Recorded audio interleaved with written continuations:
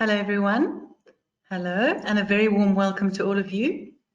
Thank you for joining us this afternoon for webinar number 4, which is titled Why Architects Should Be Feminists. My name is Nicola Irving and I'm a practicing architect in Cape Town. I share a practice with my business partner, Charlotte Chamberlain, and I'm also currently serving as president of the Cape Institute of Architects for the next couple of years.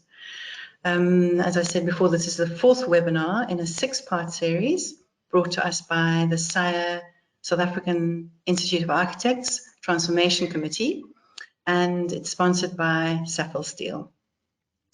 SAIA has got 2 active national committees, one being the Practice Committee and the other being the Transformation Committee, which is currently chaired by Karuni Naidu. And you can see on this slide, it just shows you members of the National Transformation Committee. Just to say that this committee works with the very closely with regional transformation champions. And you'll see there's 9 regional committees. The slide before, if we just stay on the slide before, you'll see there's the 9, and you'll see all of the people listed there are the regional chairs of the Transformation Committee. And also to say that there's 2 more webinars this year, one on the 4th of October titled No Borders, and then the last one on the 2nd of December called Practicing. So save those 2 dates now. I'd like to just talk a little bit about a couple of things that are happening in some of the regions this month in celebration of Women's Month. So we've got both Pretoria Institute of Architects and SAIA, the Cape Institute of Architects Transformation Committees, who are doing a couple of things. SAIA opened an exhibition on the 5th of August called All of Me, which is a beautiful exhibition. It's on at the moment. It opened, as I say, on the 4th for First Thursdays. And this is a collaboration between 2 really great initiatives, one being the WIRE project, founded by Kirsty Ronne, and its intention is, what it does is it links mentors with mentees, and with an aim of supporting young women and young people navigating and becoming spatial practitioners. The second one is Her Perspective, which showcases women architects. And it's fast becoming a really excellent archival resource and being used by some of our education institutions, which is great. You can catch up on the exhibition and find out more about both of these initiatives on the SAIA website. Then on the 11th of August, the Pretoria Institute hosted a Zoom event with a group of women looking at basically issues and challenges that affect women in the workplace, and spoke to Monine, and she was saying that it was very well attended and it was good. They're hosting a second event under their Transformation Committee called A Seat at the Table, which is on the 31st of August. And this is really an open discussion around what transformation means to you. So I think that's open for registration now. Then on the 19th of August, SAIA is hosting a conversation in the gallery, actually in the exhibition, which will be basically Nina Saunders and Kirsty Ronne will be in conversation with 20 people who will be in the gallery, but this will be streamed live and you can register for this soon. Also, if you are in Cape Town, do pop in to the gallery and see the exhibition. It's really good. And you can also grab a coffee from our local barista who's actually taken up home in the gallery. Another important initiative, just to mention that relating to kind of transformation that SAIA has got up to, is the creation of the student portal. This is something that we've been working on for a couple of years, and it's now active on our website. And it's basically a resource, a one-stop shop for young people who are looking to get into the profession, but have no access to architects or any information on what it is to be an architect. We're hoping to get this into schools, and yeah, it's also a resource for students to see where you can get funding and what the process is about getting registered. So it's really, and there's videos on it around looking at architect studios. So that's good. So if you please have a look at this on our website and share it with any young people you know interested in joining our profession. Then lastly, but not least, a special thank you to our partner Safel Steel for sponsoring this webinar series. And up next is a presentation from them.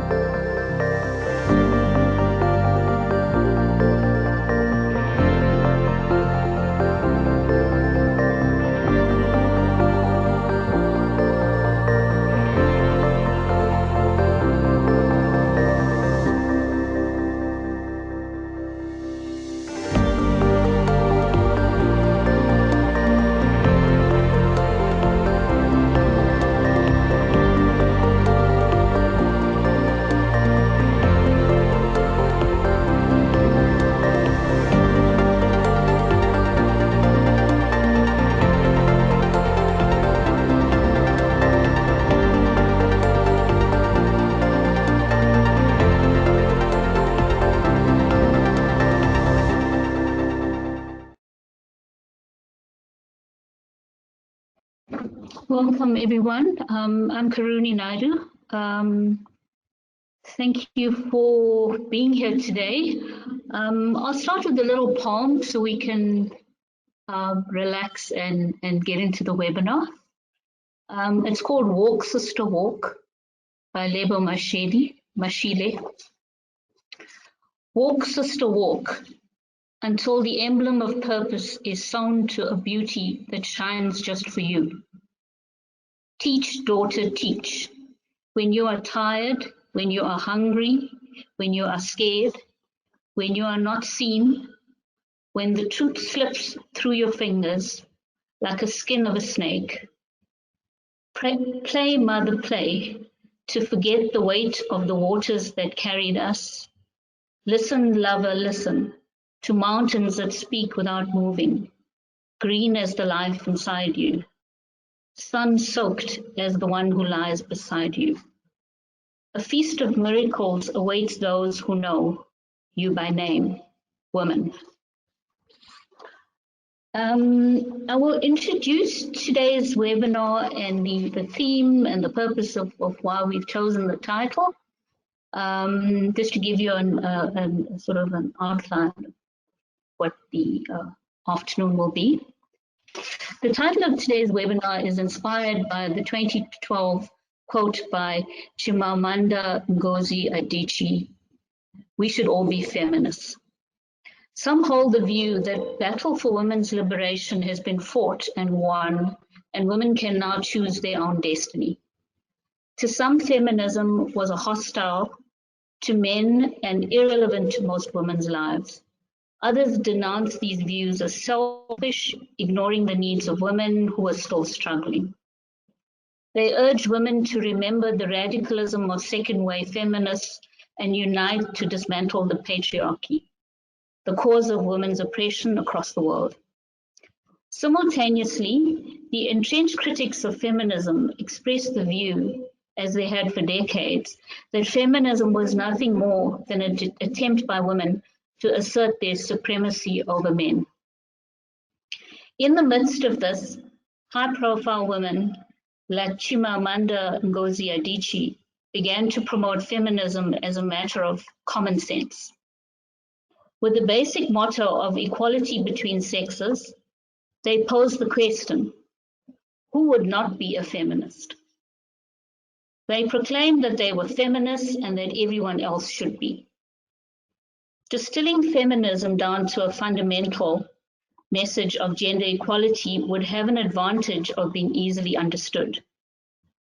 This has the potential to reach a wide audience, encouraging people with different perspectives to all look upon themselves as feminists. What makes a feminist? This is someone who believes gender is socially conditioned, recognizes the patriarchy, challenges misogyny, espouses bodily autonomy, and seeks gender equality. This webinar attempts to locate the term feminism within architecture. Just to give you a background of where we are as women architects in South Africa, we have a profile of 28% female architects to 72% male. And then when one unpacks the 22% of female by race, 85% are white women, 7% are African women, 6% are Asian women, and 2% are women of color. In terms of numbers in South Africa, there are 4,340 architects. Only 82 of the 4,340 architects are African women architects. Since 2015, we have, as SAIA, been undertaking work as a national Women in Architecture collective, and our focus has been on empowering the most marginalized Black women in architecture. Whilst focusing on the male-female disparities and the racial disparities within architecture, we are also aware of members who identify as non-binary. Today, we have 4 architect panelists who will present their thinking and their work and their interpretation of why architects should be feminists. We look forward to educating ourselves as well as receiving your comments and suggestions and questions, which will allow us to hear your views and have an opportunity to discuss. I'd like to just take you through some terms which we posted earlier when the webinar began. Thank you, Karina. Patriarchy, feminism,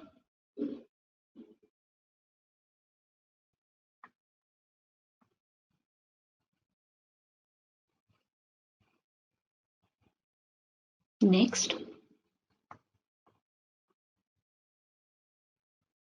Hierarchy and intersectionality.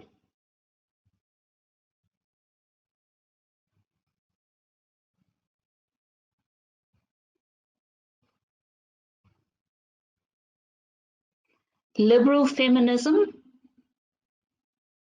Black feminism, ecofeminism,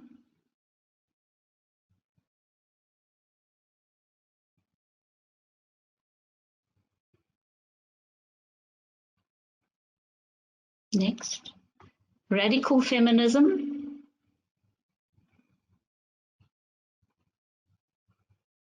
revolutionary feminism,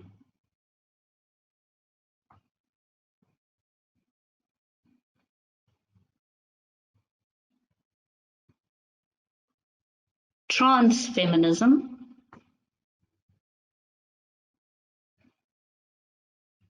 Marxist feminism,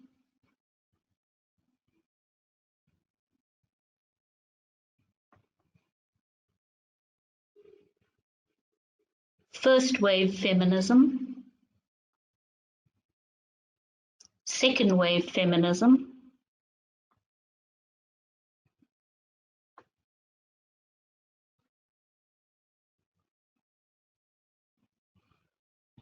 third wave feminism,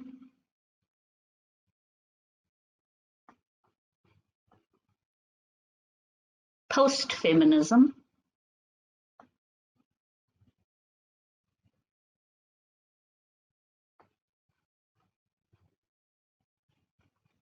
women's liberation movement,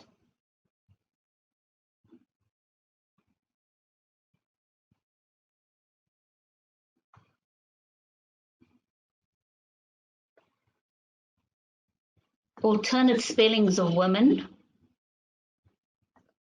privilege,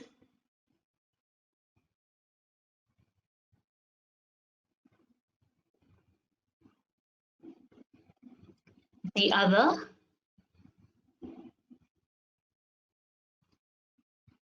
oppression,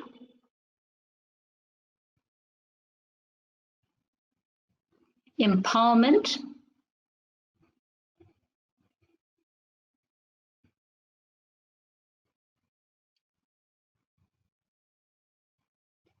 gender, cisgender,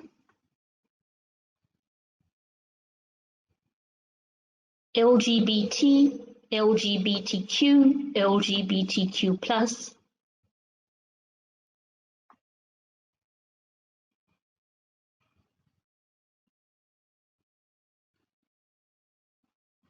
non-binary,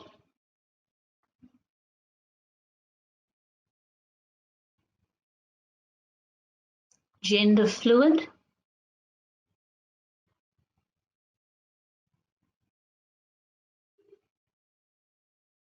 queer, queer theory,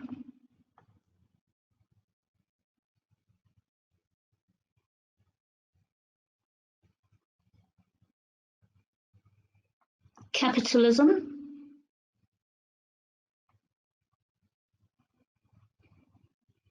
domestic labor, emotional labor,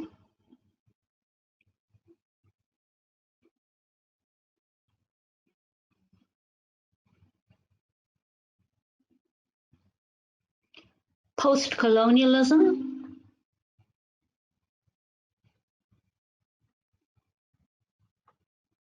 women of color,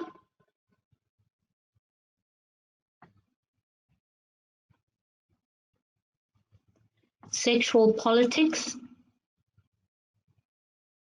sexism, internalized sexism,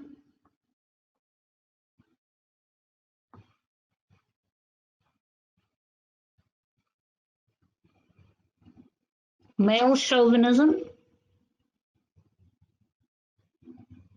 male gaze, misogyny,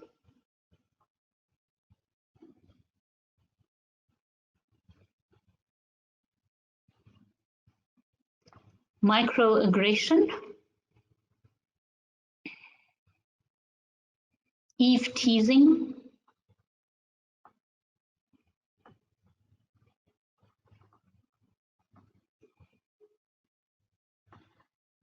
thank you.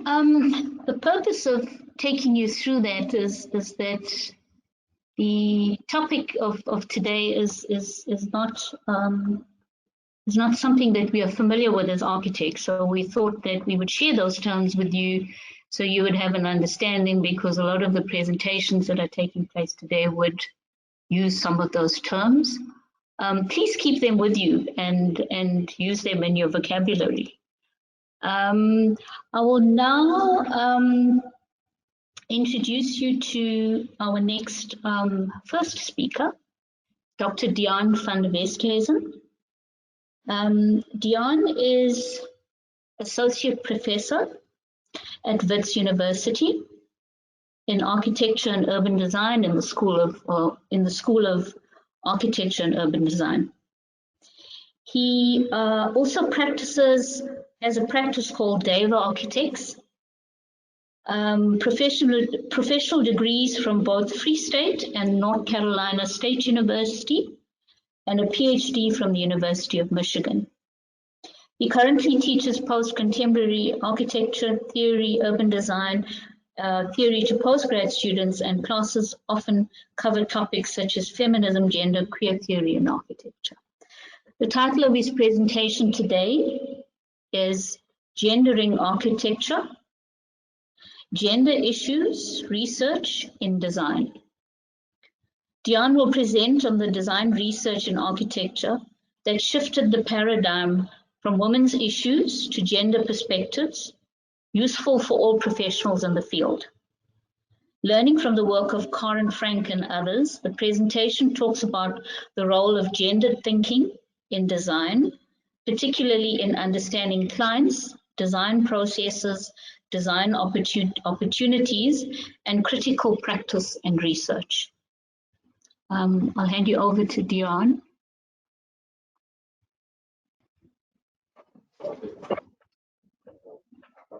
Hi, Karuni. Thank you very much for that lovely introduction, and also thank you so much for SAIA and the opportunity to be able to speak today.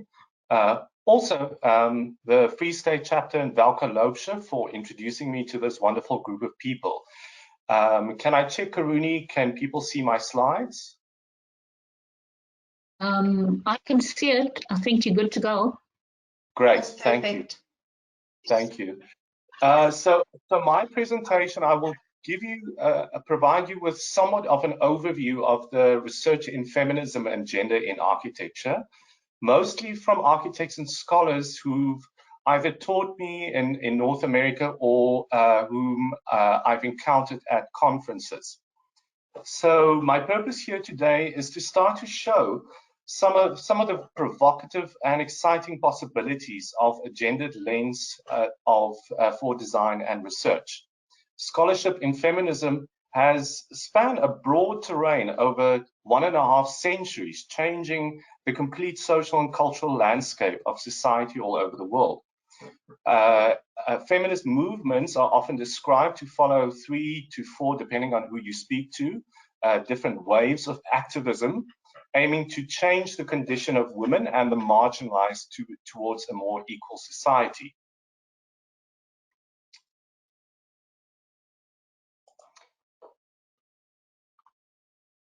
So from women's issues to gender issues. The first wave of feminism started around 1850 with, as you can see on the screen, the English Women's Journal, focused on political equality for women, such as unemployment, voting rights, and laws. The second wave around 1960s and 70s, which is most probably the most pronounced feminist movement, activism and liberating of women, focused on economic equality, around equal pay and rights within the workplace. Around the same time, though, interestingly enough, post-colonial and gay movements also gathered strength alongside the second wave. The third wave, starting around the 1990s, started to challenge all forms of societal patriarchies that affect women, but also with the emphasis on the positive aspects of difference and gender ambiguity. It is also during the third wave that feminist studies changed into the broader definition of gender studies in order to be more inclusive of a wider range of conditions. From reading the piece by Jane Rendell in the Sage Handbook of Architectural Theory entitled Feminist Approaches in Architecture, it becomes evident that feminism is also called women's issues cannot be isolated to the experience of women in the field, even though very important, but it has far-reaching effects on all terrains. Gendering the discipline opens up potential for new speculations, more potent critiques, and new methods in academia and practice. So when I teach my course Contemporary Theory to the honor students at WITS, it is at this point when most of the guys in the class, despite their race or class background, sink into their chairs, hoping for the conversation to just go away. And then I make 2 points. Why do you even care about feminism if you always enjoyed privilege in your life?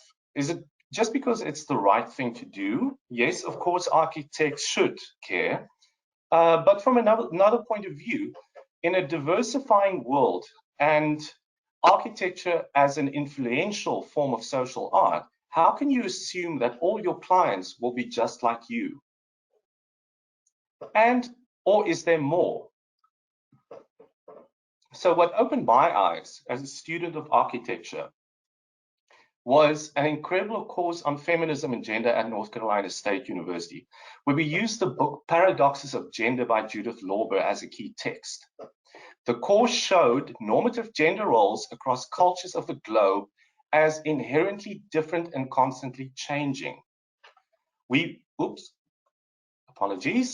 very much see the appropriateness of gender from a culturally embedded point of view. Examples include, for instance, how India recognizes a third gender called the Hijras. Menstruating teenage girls banished from their houses for being impure, and in some cultures, exposing underage teens from what people deem acceptable sexual intercourse to find a life partner. While cultures and normative roles offer security, safety, and community to its members, it also embeds discriminatory practices, rituals, and values that oppress, dominate, and abuse those who are on the margins. So by the way, let's just review the definition of hierarchy again. Hierarchy refers to the dominant cultural social system that by virtue oppresses and dominates, and being curious about how each person fits into that system. Apartheid, for example, as known as such a system. Intersectionality. Intersectionality is useful to reflect on how different axes of privilege, and I find this diagram quite beautiful to start to map oneself into a diagram like this. How axes of privilege, domination, and oppression can simultaneously be part of the life experiences of a single person. For example, a white working class lesbian compared to a black upper class heterosexual male. Research show that there are certainly gender differences in wayfinding, work processes, experience of environments such as public spaces, knowledge structures, and so forth. But what a gender perspective does is asking how these skills and ways of thinking and doing are most often devalued and suppressed under patriarchies and hierarchies, and why they are not more valued generally for their unique skill sets. I always show my students the gender-bred person.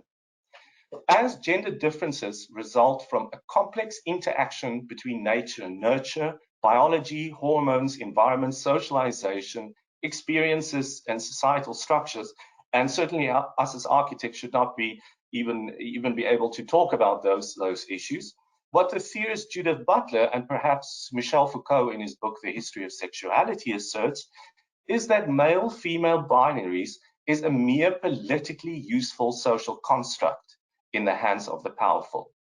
Butler suggests that we, consciously or unconsciously, perform normative roles to be socially acceptable. These gendered expectations are intrinsic to everything from culture, religion, the family, the state, and ingrained from a young age. Boys play with balls and girls play with dolls. The internal reality is that in one individual, though, dimensions of preference, identity, expression, sex, and sexual orientation are much more complex and constantly negotiated, pushing against the external world, which in turn box people back into culturally appropriate roles. Just like known evils like apartheid and colonialism, having a better sense of these hierarchical systems and the intersectional experiences of people and the clients we work with is ever more important. In the book by Karen Frank, Design Through Dialogue, she suggests a series of underappreciated yet useful gendered values, which I'm using here in pink slides throughout the structure of my presentation. The first one, knowledge of subjectivity and feelings. Body politics, interrogating stereotypes. Queer and gay architects have done thought-provoking work to challenge these hierarchies of power in society. Philip Johnson's own house in New Canaan, viewed from a queer theory perspective, the house set up against the backdrop of satirical motives that challenged normative suburbanism. His glass house became an icon of the free plan modernism, but inverted every rule of the status quo. Situated on an expansive suburban site, the natural surrounding created layers of privacy hidden from the general public. The house itself, not a self-contained object, compared to the neatly grouped suburban houses in post-war American suburbs around the same time, but rather a series of evasive pavilions fragmenting the normative relations of heterosexist domesticity. The research and design work of Joel Sanders is also particularly interesting. His work raises queer questions around heterosexist domesticity, programmatic stereotypes, and body politics. His later work even started to look at public restrooms, especially the relationship between layouts for alternative public spaces, allowing users and the experience of restrooms as non-binary and all-able spaces.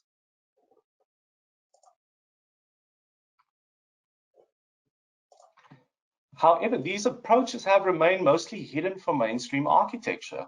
One attempt, though, to give women's contribution in architecture some airtime was this groundbreaking exhibition by Susana Torres at Parsons in 1977, actively starting to rewrite the history of architecture. The second theme, connectedness and inclusivity, the master architect, stereotypes from within.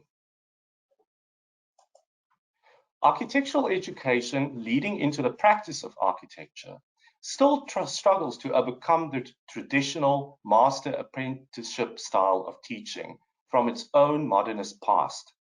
The split in school between serious design courses and the softer theory courses remain a problem.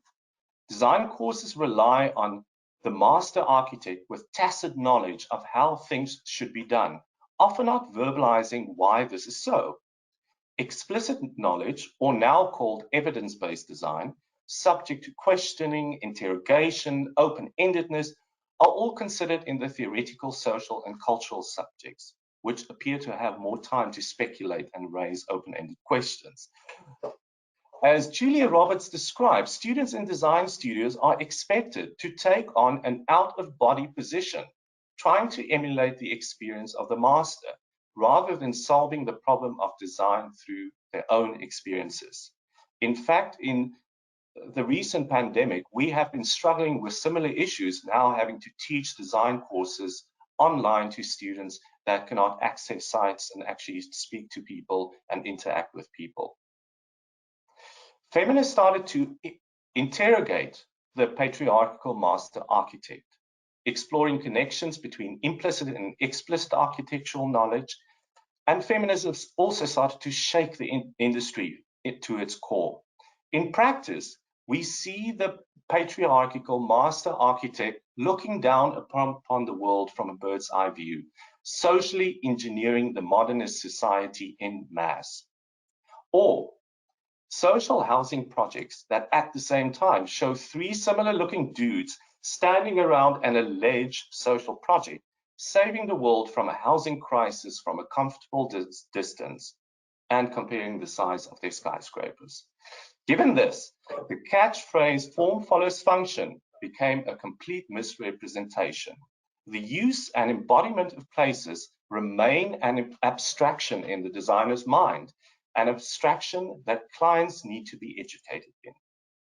It is no surprise that the demolition of Prude-Igoe in the 1970s marked the end of modernism, essentially marking the end of design of form and space to make way for hopefully a better future for design of form and use. In the profession of architecture itself, we deal with internalized stereotypes and enculturation into architecture schools. A friend of mine and a fellow PhD student at the University of Michigan, Jennifer Chamberlain-Payne, and my former PhD supervisor, Professor Linda Grote, and others like Sherry Aronson, Catherine Anthony, and Helena Webster did work on school environments, design juries, and studio teaching. Jennifer's work found that non-traditional students with various levels of cultural capital find it much more difficult to be part of the group. Her research developed from her own personal experiences of entering the field of architecture from psychology, something you can actually do in the States. From her interviews, even staff members at lower tier schools hold views that their own students are somehow disappointingly narrow-minded, in quote, compared to students at Ivy League schools. The work on design juries found that female jurors have less time to comment during design juries, and female and minority students are more frequently interrupted during their presentations. They also found unsymmetrical constructions of power in how design juries are staged in an interrogating jury space, with strong choreography of judgment by experts who speak about, quote, weak students who should not be studying architecture at all. As an alternative, these researchers suggest better teaching methods such as exhibitions rather than juries, peer reviews, special tutorial days, self-evaluations, and studios that emphasize more collaboration with the emphasis on personal experiences as a design tool. In practice, subtle forms of misrepresentation also exist. Consider the well-known idea of architect as the anti-object, which is now pervasive in architecture and architectural theory. Then look at the date, 1970, of Susanna Torres' House of Meaning, exploring spatial relationships of field conditions connecting flexible spaces with the surrounding context. However, it was Stan Allen in 1980 that popularized the idea of field conditions, as with Peter Zumthor's Swiss Pavilion in the 2000s. Given this context, one can start to question what does it take to be on top? And the so-called feminist icon Starchitect. And to what extent do people need to sell out to be part of this system? Ethics of care and everyday life. From form to space to form to use. Feminist architects also lead the way in questioning architecture as products versus processes and objects versus field, opening up avenues for alternative forms and practice and critical practice. Practice that sees small-scale engagement with everyday people and spaces, writing, art, and speculations as legitimate forms of architecture in itself, with limited work opportunities during the world pandemic, makes this idea even more relevant. Anja Mazewski from VDMMA Architects, in her pamphlet publication on alternative practices, raises such questions around cultural norms, with women building traditional buildings themselves. She shows how women in Namibia, for instance, literally build a house from the inside out, first putting out the furniture and then shaping the house around the structure, around the furniture. Architect well familiar with the margins, Denise Scott Brown, started to learn lessons from everyday architecture in their collaborative book, Learning from Las Vegas. The book hit the architecture circles in 1972 with a bang, as no one had the guts to intellectualize and learn from everyday commercial developments in a field that only valued architecture as a high art. Similarly, and years later, the book by Karen Frank looks at everyday spaces to learn relationship between use, spatial programming, and a type of spatial looseness that allow for things to happen. Another invaluable corrective history is around the work of a few female modernist architects, one of them Eileen Gray, an original and exceptional example of domestic modernism. With Le Corbusier's Villa Savoie becoming world famous at the time for his invention of the free plan, it is now clear that this did not happen in isolation. Gray's design negotiates the free plan through carefully designing and placing movable screens, panels, and reflections. What an analysis of her work suggests is the blurring and the spilling of movable screen devices mediating bodies through the space in ways that Corp's free plan could not achieve. In addition, climatic devices attached to the house went beyond Corp's modernist strip windows, much more responsive and sensitive to handling the harsh climate with those modernist strip windows. After she and her husband broke up, her husband allowed Corp himself to paint enormous murals on the walls of her house, alluding to Eileen's bisexuality and defaming her original color scheme. Beatrice Scolomina, in the book Sexuality in Space, presents a thought-provoking queer analysis of Adolf Loos's Mueller house, looking at it from ideas of domestic voyeurism or the split wall embedded in the spatial sequence of the house. She sees his round plan as a spatial psychological device that could be read in terms of the mediating power and control in the house's interior, between users of the house, the gaze of visitor or the intruder, and the subject female who becomes the object of subtle voyeurism.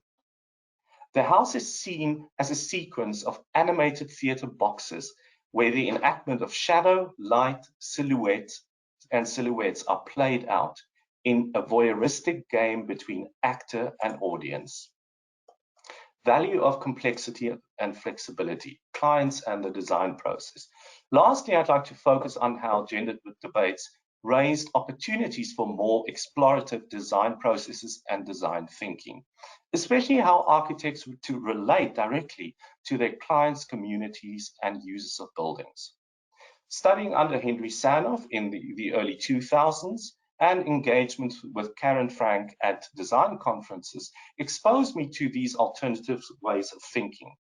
In her book, Design Through Dialogue, Karen interviewed many high-profile architects to understand how to achieve good design. One of her first points of discussion is the relationship between the client and architect.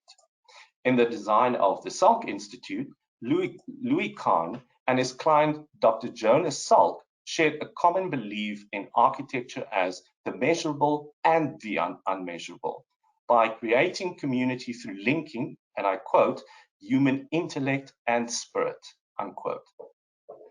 Their similar backgrounds were important. They respected each other. They listened to each other. Salk was sympathetic to Kahn's design approach, but was able to reject and propose an alternative linear space concept with open laboratories, opposed to Kahn's original meeting house concept idea that Kahn took from a previous project. Their dialogue became relational and open-ended, not to aim to win or to persuade, but having what Frank calls a tolerance for a level of uncertainty to allow for ideas to evolve. This is all well and good if you assume that all your clients or students encounter clients throughout their careers who are just like them, in order to build relationships of trust, listening, and thinking together. In Owen A's Seattle library design, though, Frank describes how the chosen design team was first disconnected from people, as it was a blind competition entry. Later, as Joshua Ramos, the partner at OMA, describes, how they found a reciprocal relationship between the original brief and the many different role players at the library by thinking together. The design evolved and OMA changed the entire programmatic sequence, but organized it by introducing these social shelves that you can see in the diagram on the right, allowing for sections of the library to expand and contract to need. Another good example is Charles Moore and his design of the St. Matthew's Church.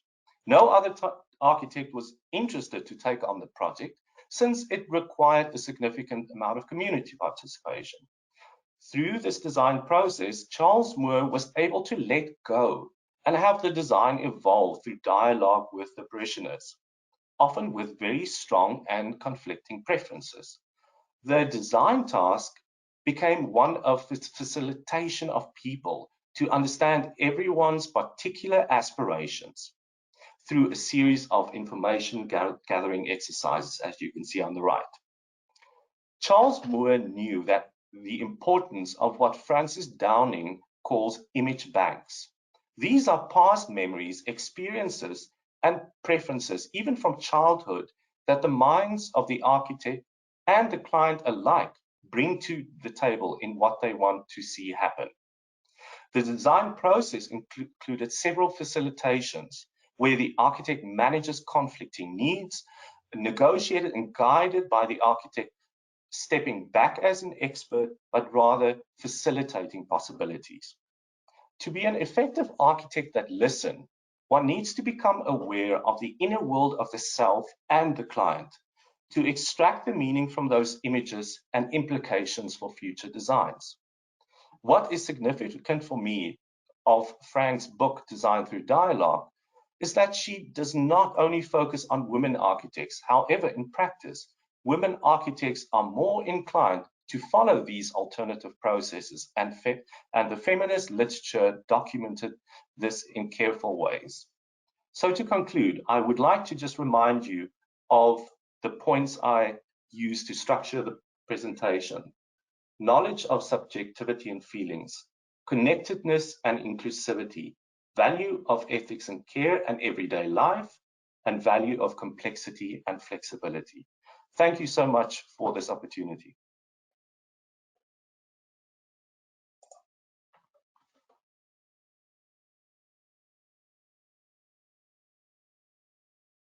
Thank you, Dion. Just to the audience, our participants, if you could leave your questions in the chat box. I'm not sure how you view it, but there is a chat box on your toolbox somewhere. If you could, we are gathering questions so that we will respond to them later in the program. I'd like to introduce you to the next speaker, Geeta Govind, architect from Cape Town. Geeta is an architect and a sustainability specialist, and runs a practice called ARG Design. She's committed to work on regenerative systems, approaches that build family, community, and healthy planet through settlement design, placemaking, and development networks. She integrates the disciplines of urban design, planning, environmental management, architecture, and landscape design. I won't read the rest that is on her profile. The title of the presentation is Feminism. All architects should be feminists. Just a synopsis of her presentation. The country burns, the planet burns, we run out of water. Ashcom. Are we at the critical tipping point of a collective life of our country, our people, and the globe we depend on? What can the 9th of August and the significance of August as National Women's Month equip us with? Is feminism the lens that is useful to seek, understand, and enact the transformation towards becoming the best versions of ourselves and the planet.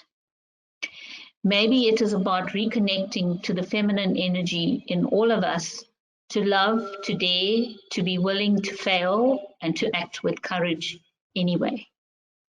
I'll hand over to Geeta.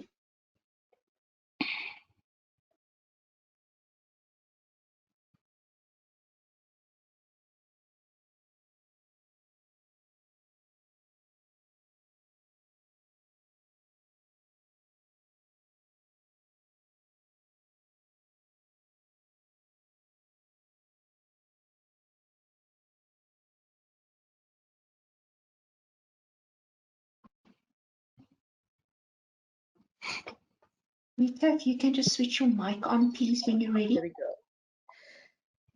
And Hello, share your everyone. webcam. Can you all see my screen now? We can see your screen, Geeta. We can hear you, but we can't see you in the webcam. So if you could just... I think there's a problem share. with my webcam because of the Mac. Okay, okay.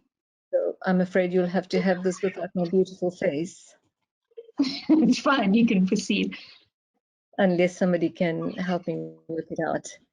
Okay, thank you very much, SAIA, and all the wonderful people who have put the series together. I have found it extremely challenging, and I've worked through a number of presentations. So in the month that we celebrate when 20,000 women march to the union buildings in order to say enough, what is happening at that time where a significant proportion of our communities were excluded from the urban life of the cities, that we had to do something different. And here we are, August 2021, in a place that's not too much further down the road from where we were at that point. So I've grappled with the notion of feminism. I have, and I'm going to share my life story with you just as a window into looking at how my thinking has evolved and how my preoccupations have evolved. So feminism for me is about healing women, families, communities, and the planet. I'm very clear that healing is a very big theme and that what we do needs to contribute to that healing. That it fundamentally needs to provide the freedom for all to choose, grow, and have self-expression. This is a quote from one of the students that I've interacted with this week. We were also offering classes in architecture to the class 12s at the Waldorf school that my son goes to. Feminism is about working for the systems to include all groups of people oppressed and striving towards equality for everyone. It means using the means we have to achieve a good life for all now and into the future. So architects and built environment designers, and this is quite key for me because I think the other definitions of feminism have evaded what it is that we can take responsibility for as architects and built environment designers. From designing buildings, designing strategies for addressing sustainability to regenerative city design, those are my engagements. But our cities and our planet is burning, and the people outside of the socioeconomic and power structures will bear the biggest burden. And I think most of you are familiar with things like planetary boundaries, ecological footprint, the fact that we've already overshot our fair share of global hectares this year, 2 weeks ago, etc., etc. And that if we don't do something quite soon, we will reach the tipping point of 1.5 degrees increase in temperature quite soon in the next few years. And that's going to really leave a very precarious future for our children. So what type of feminism is needed? What is its purpose? And is it a useful reference? And what does it help to organize, to conscientize, to mobilize, and to act? I am an activist by heart, and those slogans, organize, conscientize, mobilize, and act, were part of what was needed to overthrow the old government. And I think that we are at that kind of threshold in our lives right now. And I'd like to test whether they're enough of us that think about that, or think that that is the case and that there's a way we need to organize and find some isms to describe us. So I'm going to share my worldview of moving from being an Indian girl child in a patriarchal society to being now part of an integrative design practice. I'm a mother, a wife, a community member. I'm an activist by heart, as I said, a researcher, a designer, leader, business partner, CEO, mentor, concerned citizen of my suburb and the globe. I'm also a continuous learner. And most importantly, I want to leave the world a place worth inheriting for my children and yours. We managed to really create a huge move in our country through fighting for our freedom. And we are now at another threshold. We have not inherited this earth from our forefathers. We have borrowed it from our children. So here's a quick snapshot of my formative years. I was born in 1959, which was just the year before Mandela was incarcerated. And I finished matric in 1997, just after the Soweto riots.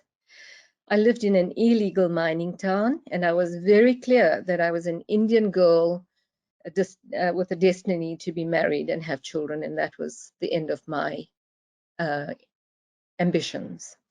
So I grew up a very angry young woman.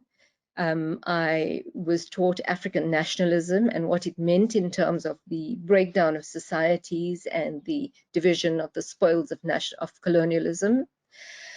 And as I got to university in 1977, I meant not 1997, 1977, I had to obtain a special permit to study architecture, where for the first time again, 100 Black students were accepted at Wits University. And I was the first Black woman architect to enter Wits University. I had grown up in a town where people were divided by fences in colored Indian and African communities. But when I got to university, I realized that my future was in my hands, but it relied on collective action. From there, I traveled and worked in India, and I associated with people who came from the Gandhian movement in their struggle for liberation, and an NGO, and I worked on development to upgrade 5,000 households for landless laborers and people like that. And there I began to see the power of the women in the fields and the power of professionals who dedicated their lives to making a difference to their country. But I also saw how much we have internalized the pedagogy from pedagogy of the oppressed, that maybe we are inferior, that we've started to think that way, and you've got to consciously overcome that.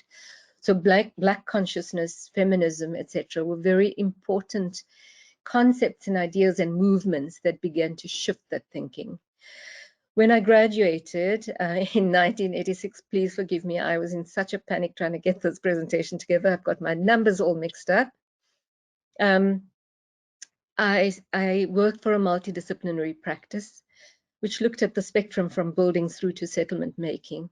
And I really struggled because I had a day job at Revel Fox and Partners and then at MLH, but I had a night job working for the Federation of South African Women. I was also a founder member of Development Action Group. And I found that I could achieve a lot more out of these alternative engagements than I could through my formal work.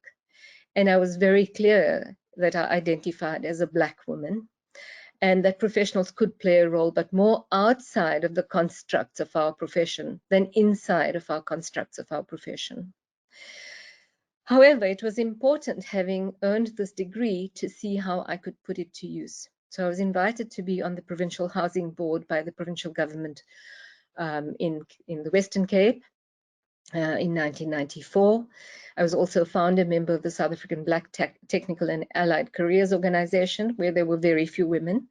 And I was involved in some significant projects like the Hartleyville Stadium, some schools, Malmesbury High Security Prison, and public buildings. And it was very clear to me that I was working in a man's world, in men's world, and that the majority are excluded and will continue to be excluded. I had to struggle through working through the imposter syndrome. Am I good enough? Am I able to do it? And at one point I decided that I was as good as anybody else that was out there, and that I could do what was right, not what was better or as good as the men, but I had to stand up and look carefully as to what was really worth doing. And as I was looking at this, I became more and more aware of the two cities that we live in, the spatial apartheid constructs that are so embedded in our absolute lives and livelihoods and the people that we live and work with and for.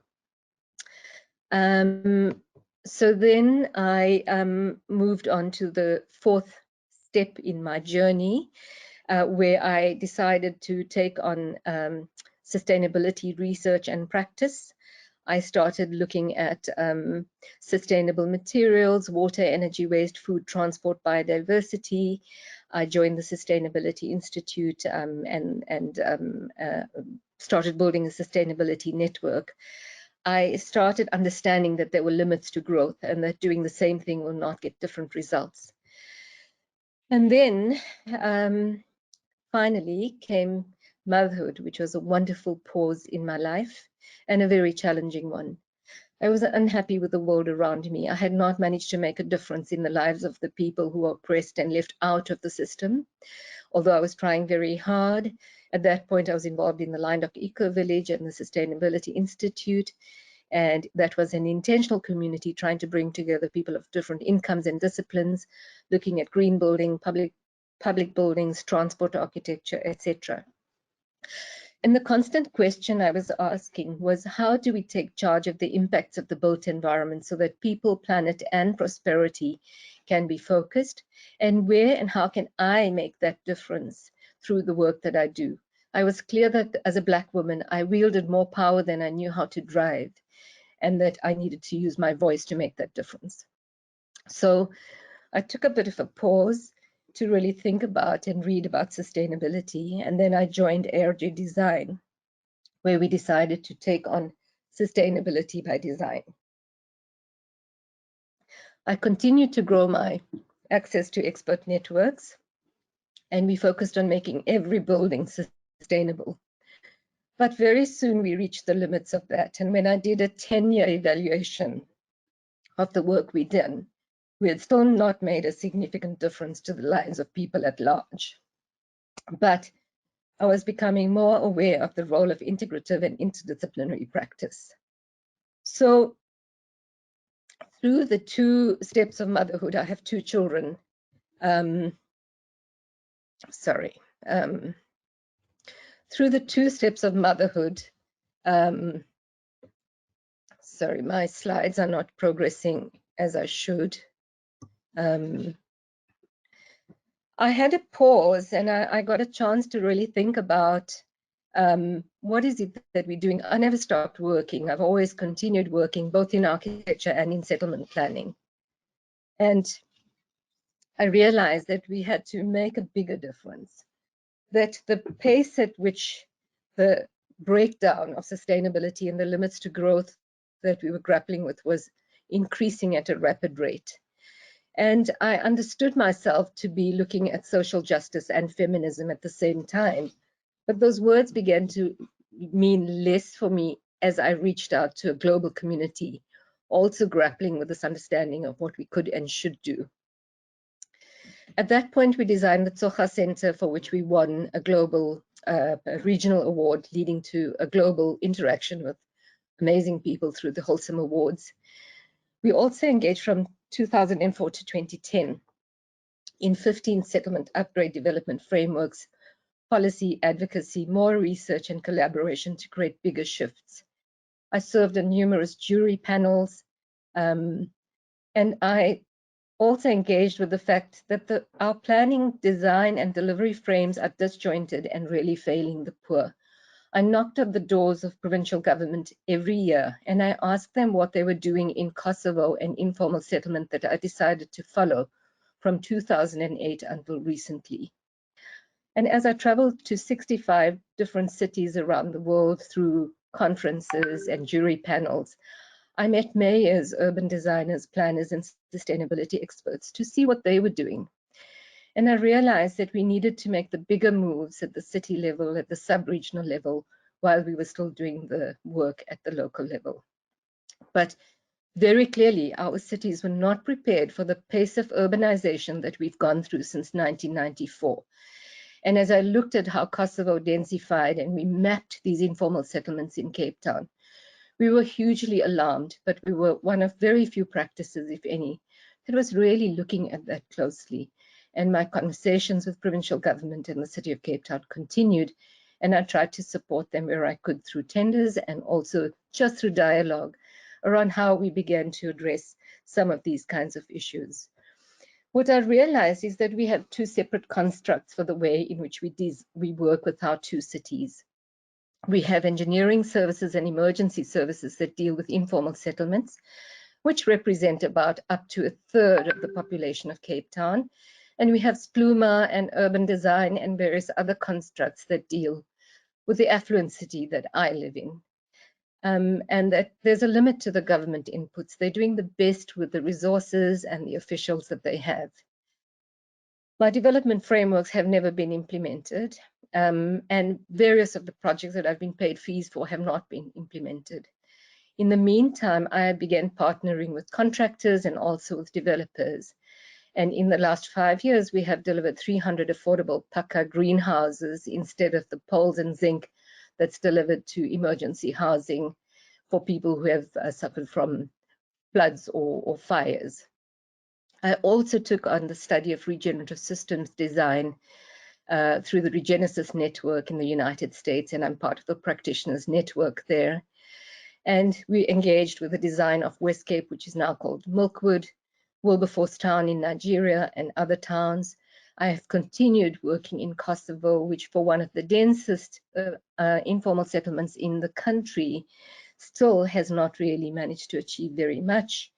And then VUSI is part of the Kosovo settlement design, where we're looking at how we can begin to claw back some of the resources that communities already own and bring normal city-making principles into the rethinking of affordable housing. In the meantime, I engaged in creative conversations with people from many different disciplines, education, health, etc., as we engaged with design-informed action and research, project-informed action and research. And what we learned from there became too imperative to share, which we've put into a book called 2 Billion Strong, which is looking at our vision for African cities, where we do not land up urbanization of the poor being the majority of people living in slums, but maybe there's a different trajectory we could work with this. And what I realized is that we are actually a very scarce skills set of disciplines. We do not have enough skilled people with our kind of training that can begin to tackle the need for 800 cities of 1 million people each that are going to be required in Africa. We have 4 major cities and 4 secondary cities in South Africa. The Kosovo of Cape Town is a recurrent problem in all of our cities. So it doesn't surprise me that our cities are imploding right now. My heart breaks when I have a workshop in Dunoon and I ask the little children to tell me one good thing about their communities, and all they can tell me is that they are worried about walking in the streets, about violence, about not getting enough food, and about being raped and about infanticide. The planet burns, we are struggling with water and energy, we are reaching the planetary boundaries, and I'm very aware that women, children, and the vulnerable bear the biggest brunt of all of this. So I am really at this threshold where I believe something really major needs to shift in our thinking, and I'm not quite sure how we're going to get there. So I really welcome this opportunity. It's really turned me inside out to grapple with this idea of feminism. And I've asked myself, what type of feminism am I looking for? Or is this not a useful construct for my or our purposes? I'm hoping that more people share this concern that I have and determination to make a difference. Does it help the quality of our being, our thinking, and our doing? And if we find whatever this ism is, how do we define its purpose? How do we define it as a feminism? Is it or is it ecofeminism or whatever? How do we create the common language and common understanding of what it is that we want to tackle? How do we organize for collective action? What are the outcomes we want to achieve? And who else is looking for this? So I really value this opportunity to look through the lens of feminism, to say that if we summons that energy of the 20,000 women that marched to the union buildings and said, pause, stop, this is enough, let's see what else we can do. How do we begin to shift this picture where you live matters and it casts your future forever? When I studied at Wits University, I had to travel 3 hours a day because I could not find accommodation in Johannesburg, and I lived in Baketon Springs in a mining town. I could barely afford the transport or the time, and I shared a home with 5 people in one bedroom where I didn't even have the space for a drawing board. I can understand what it's like to live in these shacks, and my family were not poor. They were a lower middle class family. So we have north and south conditions in all our cities. The rich overconsume, and I'm including myself in that, and generate the largest impacts. The poor underconsume to such a degree that it's unsafe. There's not enough for food and medicines. They are underserviced and forced to live on marginalized and too little land and need support to create safe livability. And the women valiantly are trying to run hip hop and play groups with the children who are really left to fend for themselves in the little alleyways in these informal settlements. And the poor spend up to 70% of their low incomes on transport, leaving too little for food, health, education, and leisure. So we have to really make a difference. And instead of this picture at the left, we need a different picture. And I think that there are ways we can think about this. I have some ideas. I would really like a play group to really begin to explore how can we mobilize, how can we conscientize, and how can we begin to act in a more concerted way. There are very few of us, and I think together we can make a difference. We can change the world and make it a better place. It is in our hands to make a difference, and it always seems impossible until it's done. By the way, my children and my family think that I'm completely nuts to think that I can even think in this way, that I can think at a city scale. And yet they agree that it's something that needs to be done. It's scary, it's wonderful, it's amazing, and there's some really phenomenal opportunities coming up. I had a different presentation that I had prepared for this conversation.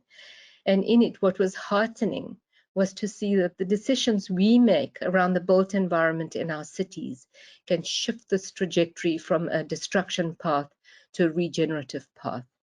I thank you very much for this opportunity to share my heart with you. And I hope that we can meet again and take the discussion into the next steps. Thank you.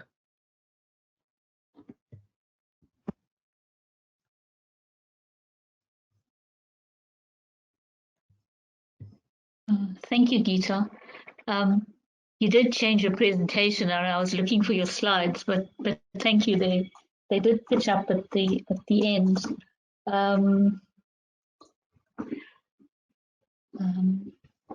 Just want to introduce the next Mphethi Morajeli, the next speaker. Sorry, I'm just stuck with my technology here.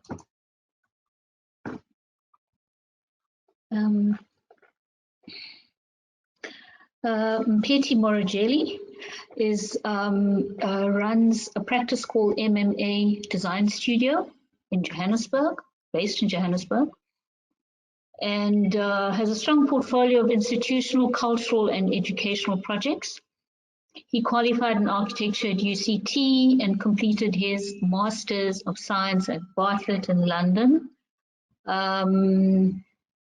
He has, apart from his increasingly international practice, Mphethi has been speaker, studio master, external examiner at many schools of architecture, both locally and abroad. Served as a member of the scientific committee of the 2014 UIA Congress, past president of GIFA, juror on many international competitions, and recently appointed the World Economic Forum's Global Commission on Biodiversities. The title of his presentation today is In Two Minds, and the synopsis. Mphethi explores the potential differences in neuroscience of the male and female, or masculine, feminine, non-binary, perceptual, and imaginative skills born from a combination of nature or nurture, and why neurodiversity is important for design of the built environment, bringing all voices into the process. Mpeti volunteered to speak at this webinar. He was not asked, and we appreciate that, and we appreciate the time and passion that he put into this presentation. Hand you over to Mpeti.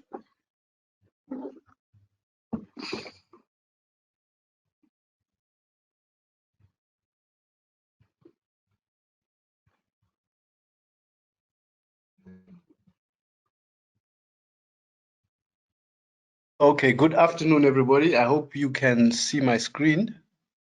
Let me put on my webcam as well. It's visible and Mpeti, looks good. Can see my mug as well. Yes, we can see you. Thank you very much. Thank you for the opportunity. As you say, I did volunteer for this. Initially, I had been asked to speak on transformation within a South African context in the industry of architecture. And I thought, well, transformation was something that we've been speaking about for many years. Let me challenge myself with the topic of feminism. Because I'm kind of like the issue, like the elephant in the room or the white guy in the room. It's a black male coming from a very, what ostensibly is a very patriarchal society. So it's been a very interesting journey for me in the readings that are followed and in kind of looking over past experience of both practice and teaching, primarily around teaching. So why all people or all architects should be feminist? I think firstly, there's the obvious reason about human rights and equality, which I don't think anybody in the room would deny. But secondly, and more importantly, is what I call a value add that comes out of this diversity that we've been talking about. And a kind of a recognition of difference and identity. We know that identity politics can be both affirming, but it can also be violent in the way that it by identifying people, you justify treating them differently. So there is a kind of a dichotomy around this question of identity, particularly around gender identity. Let me move to the next slide. Is the slide moving? Sorry. Yes, it is, Mpeti. Okay. Just, yeah. Okay, Perfect. so the next slide, this is kind of some of the studies that I went through in preparing for this talk. You know, obviously there's issues around your body being a battleground for women. There's issues around race, space, and poetics of planning. There's talk around this kind of understanding of cognitive, the controversy around cognitive differences between men and women. This is an article by Bruce Goldman, which kind of tries to look at the brain and how the brain operates and whether this brain operates differently between male and female, and whether this is through nature or through nurture. Obviously, as a Black person, one is always suspicious of assigning a kind of brain function to your identity, because you know how Black brains were studied and often talked about as being smaller or inferior. But my interest in studying the kind of neurologies because of a book I've been engaged in by Sarah Robinson and Johanni Palasma, which talks about the mind in architecture. and which is kind of linking neuroscience and architecture. And the recognition that current studies in neuroscience are giving us a better understanding of how our environment impacts on us. And therefore, we become more mindful of how we design the environment once we understand how our environments impact on us. And how these impacts are not just through your mind, but also through your body. And therefore, that interest for me is, when I look at it in terms of feminist studies, I'm beginning to speculate. And it's taken me on a journey which you see here is kind of like a mind map, which took me through trying to read different theories around feminism, around neuroscience, etc. So today my talk is really to take you through this, walk you through this mind map. I must warn you that it's full of minefields. We may take a wrong turn in some places. I may offend people, and I'd like to apologize in advance. Because obviously, in terms of subjectivity, I'm coming at it from a it's a new kind of feeling for me of being a perpetrator, if you like. But I thought that this journey was important also for my growth.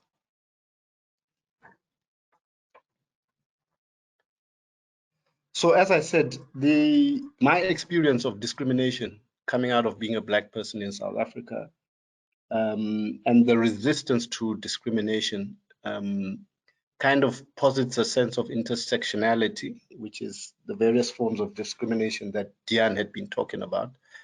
And it gives me some experience, if you like, on how one deals with discrimination and the very insidious ways in which it manifests itself, whether it's a race discrimination, sexual preference discrimination, gender, etc. I come from a school of Black consciousness. Black consciousness talked about self-reliance, the importance of Black people to self-identify, to be conscious of their identity, and to use that to kind of project themselves into a position of what would you call it? Self-emancipation, self-identification. And that in order for us to do that as Black people, we needed to create the spaces for ourselves where we could have these conversations. And I understand it's similar with the feminist movements that there are questions about the roles of males, whether you're a feminist ally or you're an actual feminist. But we understand that, you know, from your own subjectivity as a part of a patriarchic system, that, you know, there are limits to which you can find full voice in the discussions around feminism. Just as similar with the issues of the emancipation of Black people. So I move on. This is a part of a project by a student from the GSA who was looking at different ways of imagining architecture. And if I can just read what she wrote about. She says this visual project uses original surrealistic collage making as a critical architectural tactic to capture and expose the vulnerability of Black female bodies in spaces of urban and rural transit. The surrealist images act as an allegorical tool to comment, critique, and question the very real experiences and vulnerabilities of Black women face as they transit between urban and rural landscapes today. My images move beyond the limited methods provided by traditional architectural knowledge to explore alternative spatial imaginaries of everyday issues of vulnerability and safety. and to reveal some of the nuanced gender dynamics Black women experience in transit spaces. By drawing attention to how women linger and navigate through space, my work seeks to provoke questions regarding the potential for more progressive and imaginative urban futures in the way urban transit and public space is designed.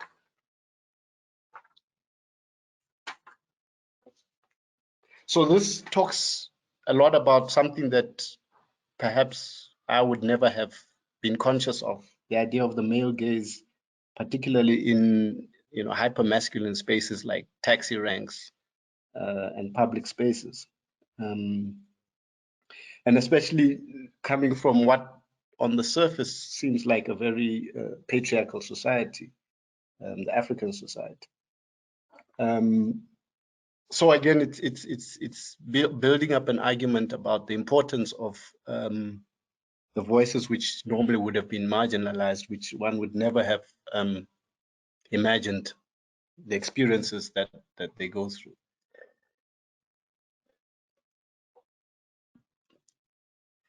So in looking further in my own particular culture, issues around gender, I find that, as Lindiwe Mkasi says in her book on African same sexualities and indigenous knowledge, that there are spaces that are created for dialogue within patriarchy, particularly around traditional healers.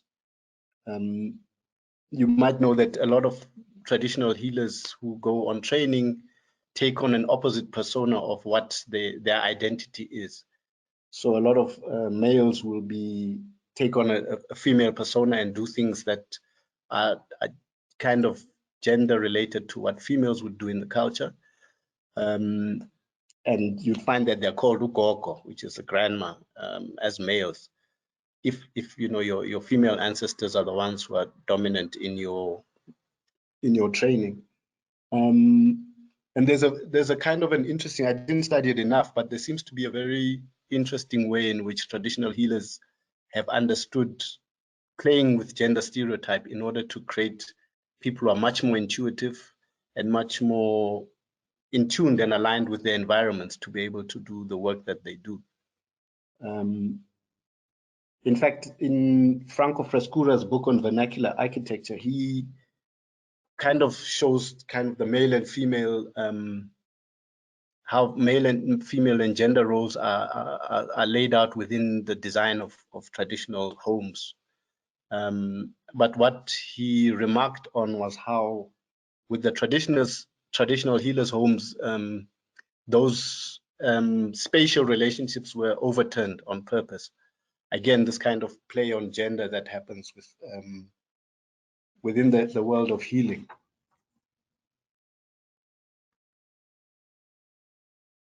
So as I say, I think I'm just in this walk that I'm taking, throwing out potential areas of understanding better this topic around gender identity and design. Again, looking at studies on the creative process and how that works within the brain. There's been studies about the left brain and the right brain, left-handed people versus right-handed people, and whether there are differences between male and female brain structure and thought processes. These are one of the minefields that I'll probably step on. Some studies suggest that the biggest difference between the male and females is that the pathway between the two hemispheres of the brain are bigger. In other words, that females can move more quicker between left brain, which is the more rational side, and the right brain, which is the more creative side, and that they therefore have an ability, because that pathway is bigger, to jump between the different modes of brain activity that's required in the design process. Again, that's a theory that is again also disputed. But I think what for me was interesting was this concept of neuroplasticity. And that is a concept that says that our brain, how our brains function, especially around the creative process, have a lot to do with our experiences and the environments that we come from. So that it's not that we were born specifically with certain traits, but it's that our brain as an ongoing growing organ has these kind of feedback loops with the environment, and that the structure of our brain continues to change based on the kind of experiences we have and the environments that we come from. And that therefore there's a lot to be said about how people experience environments differently. And obviously, you know, males and females generally, and different people of different identities would tend to experience environments differently. So the student who talked about the feelings of vulnerability in male spaces would then have a different way of experiencing in a perceptual sense of those environments from a male who would feel comfortable in such spaces. And so again, the idea that this difference is part of a feedback loop coming from experience. So, and really the creative process is about the knowledge that we bring to it. And through that knowledge, the experience allows us to connect the dots that come from that knowledge, and that creativity is around connecting dots in a very particular way. But what is important is that knowledge and experience form the basis of creativity. And in fact, if you look at the neuroscience studies, there's that piece in the brain called the hippocampus, which is where both memory and imagination reside. Because they say that when we think, memory is just as important in creativity. And without memory, we can't have creativity. These activities reside in the same part of the brain. And you can imagine that when you create based on a memory that you have reconstructed. And so again, it's coming back to the question about how our memory is different, and how we can bring that difference to bear on our creative and imaginative practices. So I'll go on to just point at some of the work of my students in the speculative process that I'm taking you through. I'd like to quote from a research by a professor called Joanna Kwasniewska, who did studies on precisely this issue about the creative process and whether one can ascribe a kind of a gender specificity to it. And she said in that research that it was hypothesized that more creative students would evaluate themselves high on both femininity and masculinity scale, a kind of androgynous gender role type, while less creative students would tend to ascribe to themselves their own gender characteristic only. In other words, a stereotypical gender role type. Results indicate that the more creative group scored significantly higher than the other group on the femininity scale only. However, it appears that there are important differences within the creative group. Women of that group are relatively more masculine and men more feminine than the participants from less creative groups.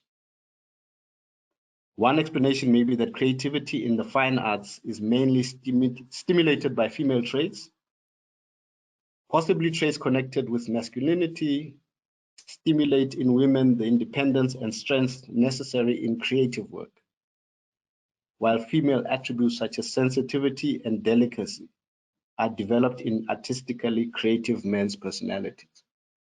So suggesting that there's a higher degree of gender fluidity amongst creative people than less creative people who would tend to generally stick to their stereotypes. And I think in the creative world, we do understand that there is need for this kind of fluidity, whether you're male or female.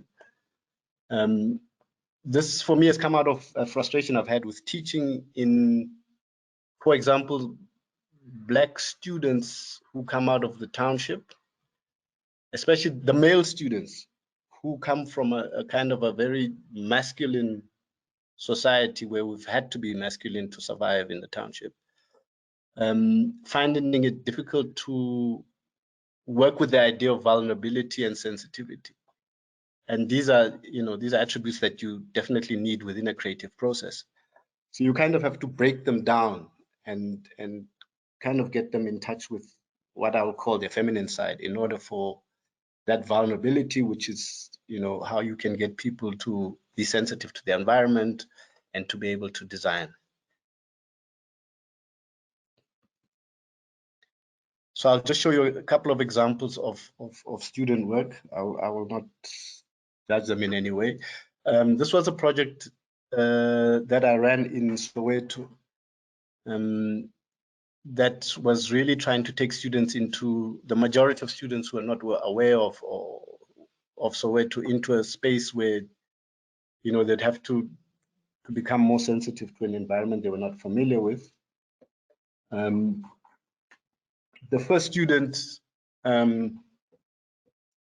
is a male student, kind of looked at a design strategy that was all about positive space and negative space. And it was very strong on authorship, taking full control of the design. Every single space is controlled, it's designed. And the idea that authorship then, which is a very important thing in architecture, in a kind of a male-dominated architecture, the idea of the male hero. Authorship can very quickly translate to authoritarianism as a way of taking full control of a space and providing its character. This is another student, another male student, who also tried to reflect this masculine culture that existed in this particular site. And again, to me, it seemed like there's a certain self-assuredness in stamping your authorship through the form, through a very formal approach, with strong kind of visual concepts. And what I found with the female students, one was that the approach tended to be more narrative in the way they designed. So this is a work by Ntumba Chitenza, who kind of relied on children's stories coming out of that location and developed kind of interior spaces that were kind of almost dreamscapes, based on children's stories and based on this idea of a sheltered space in the what you call the Kwetu Center.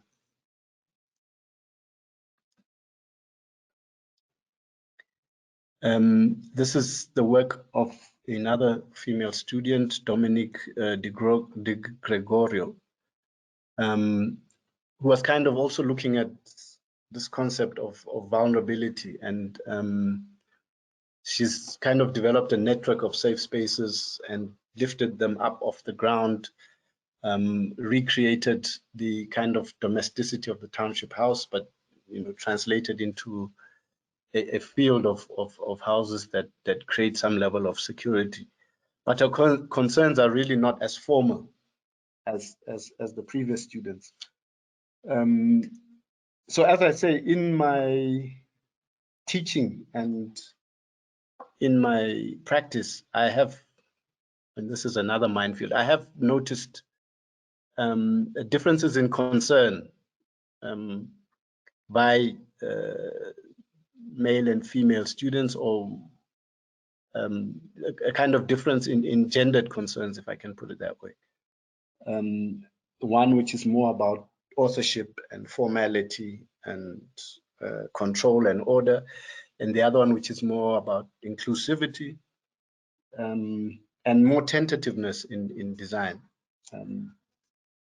And I know part of the challenges of living in this complex world that we live in is that we maybe fall prey to kind of a gender stereotyping, that why are you saying males are this way and females are that way?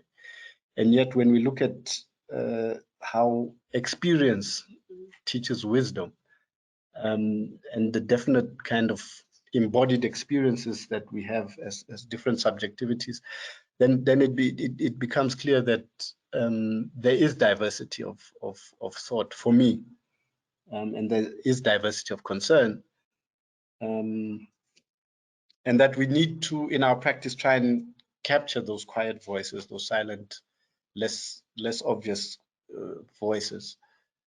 In the project we did a couple of years ago at the Faraday Muti market,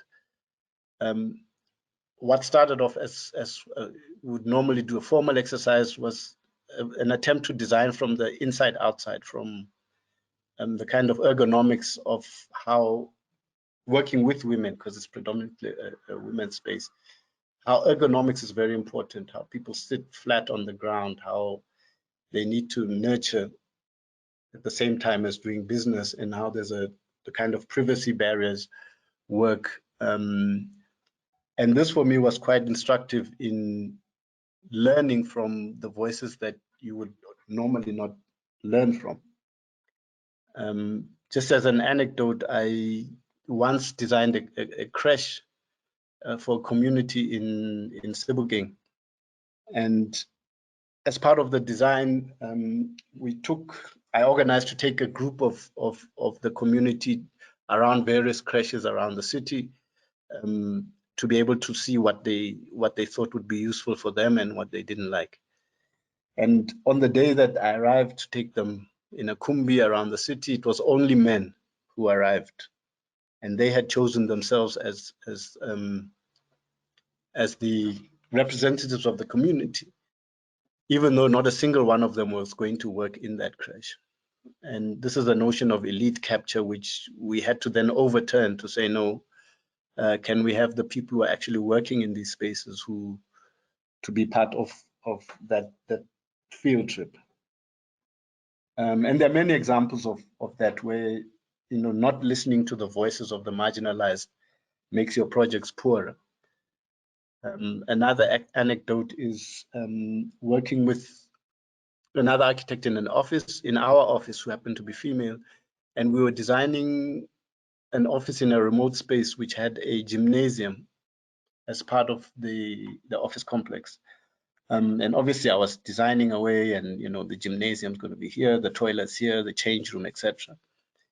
And she highlighted to me that, as a female, if I go to the change rooms, I don't want a male gaze on me because I might be, dressed in a leotard or whatever it is. So can we change the design to make it, a bit more modest in terms of what my needs are? So again, this happens all the time in practice, that you actually enrich your design by listening to as many diverse voices as possible. So in the end, why do we all need to be feminist? I think we need to be feminist because we cannot, it is a human rights issue.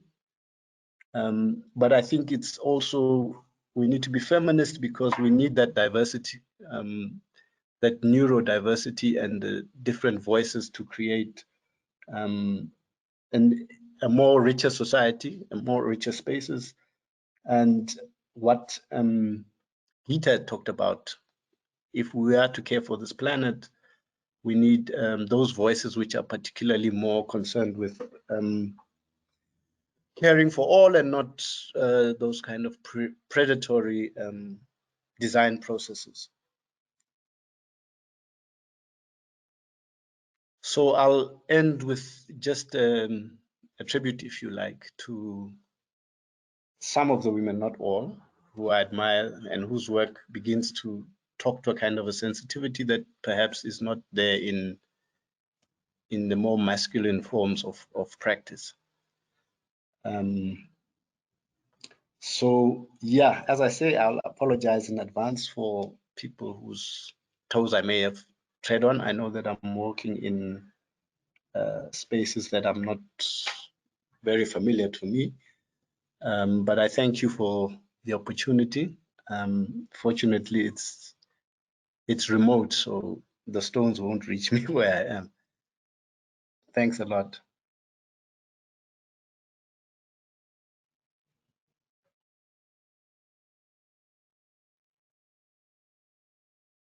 Thank you, Mpesi. It was lovely.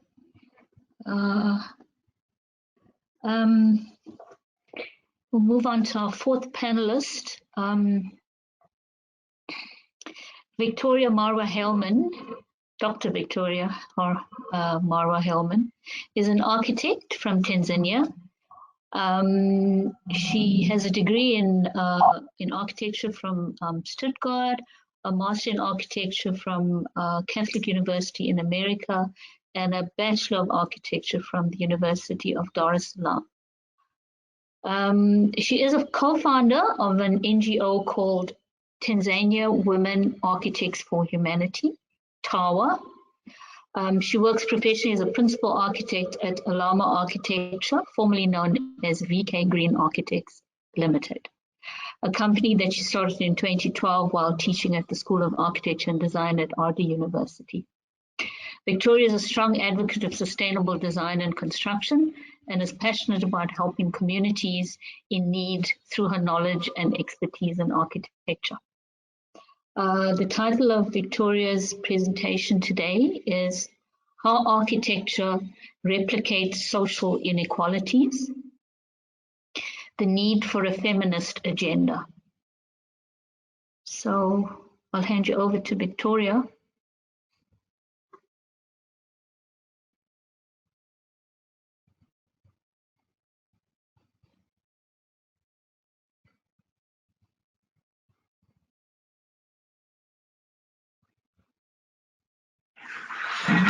So, 1 second, I'm trying to make this work. We can hear you, Victoria. We'd like to have your webcam on so we can see you, if that's possible. 1 second. Okay. Perfect. Victoria, it's a perfect show. Yeah, got you. Welcome. Okay, thank you. Thank you so much for having me. And thanks for this invitation from the SAIA and for both of you, Karuni and Penny, for working so hard with me to make sure I'm able to join in today. And I also extended this invitation to my fellow architects in Tanzania, so they are also able to log in, and we all need this platform to learn what feminism is all about. So my talk today is more about architecture education and how it replicates the society inequalities and why we should talk about feminism agenda now. But to start my presentation, I want you all to look at these two pictures. One of the pictures on the right-hand side was trending in Tanzania last week. This is not an old photo, just last week.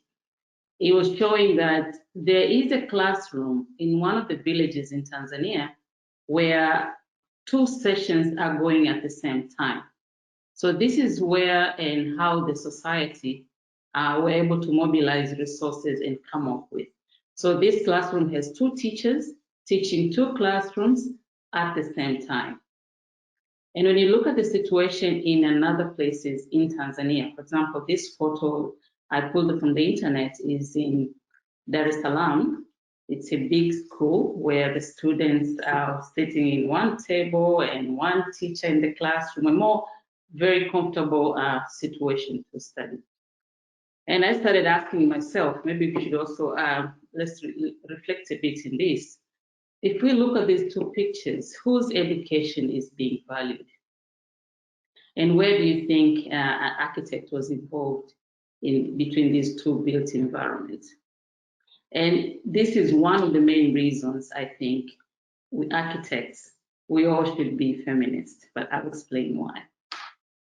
But when I was approached to talk about this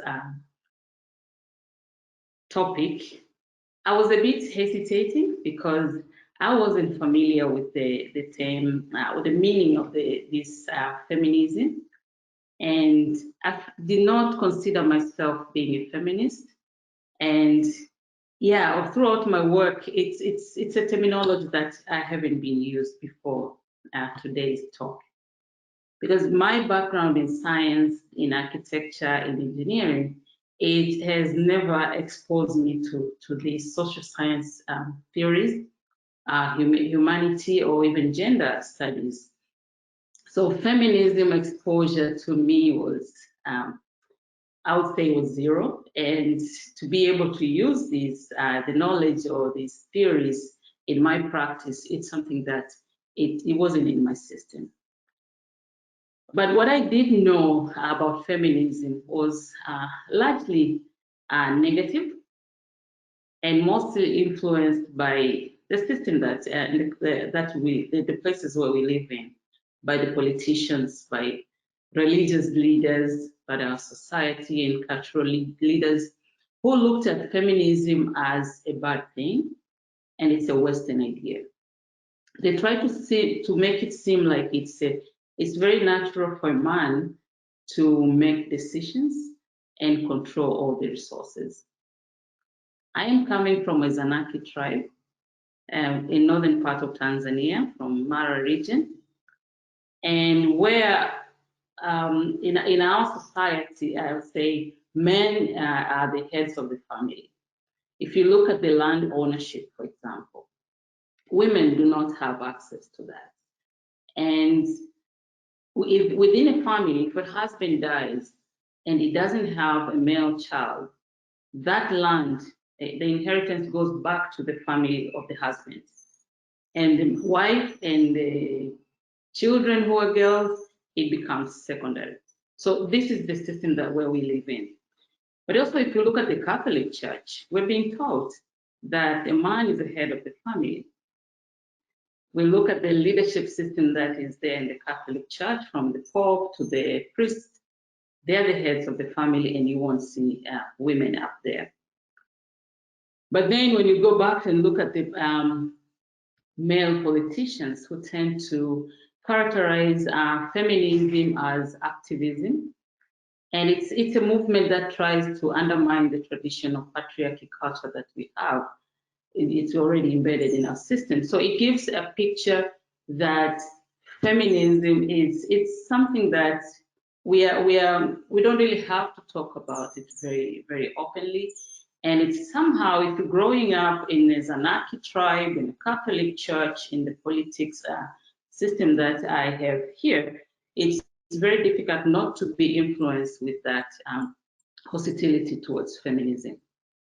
But prior to this talk here, I was suspicious also about feminism, and I didn't really feel comfortable with the idea.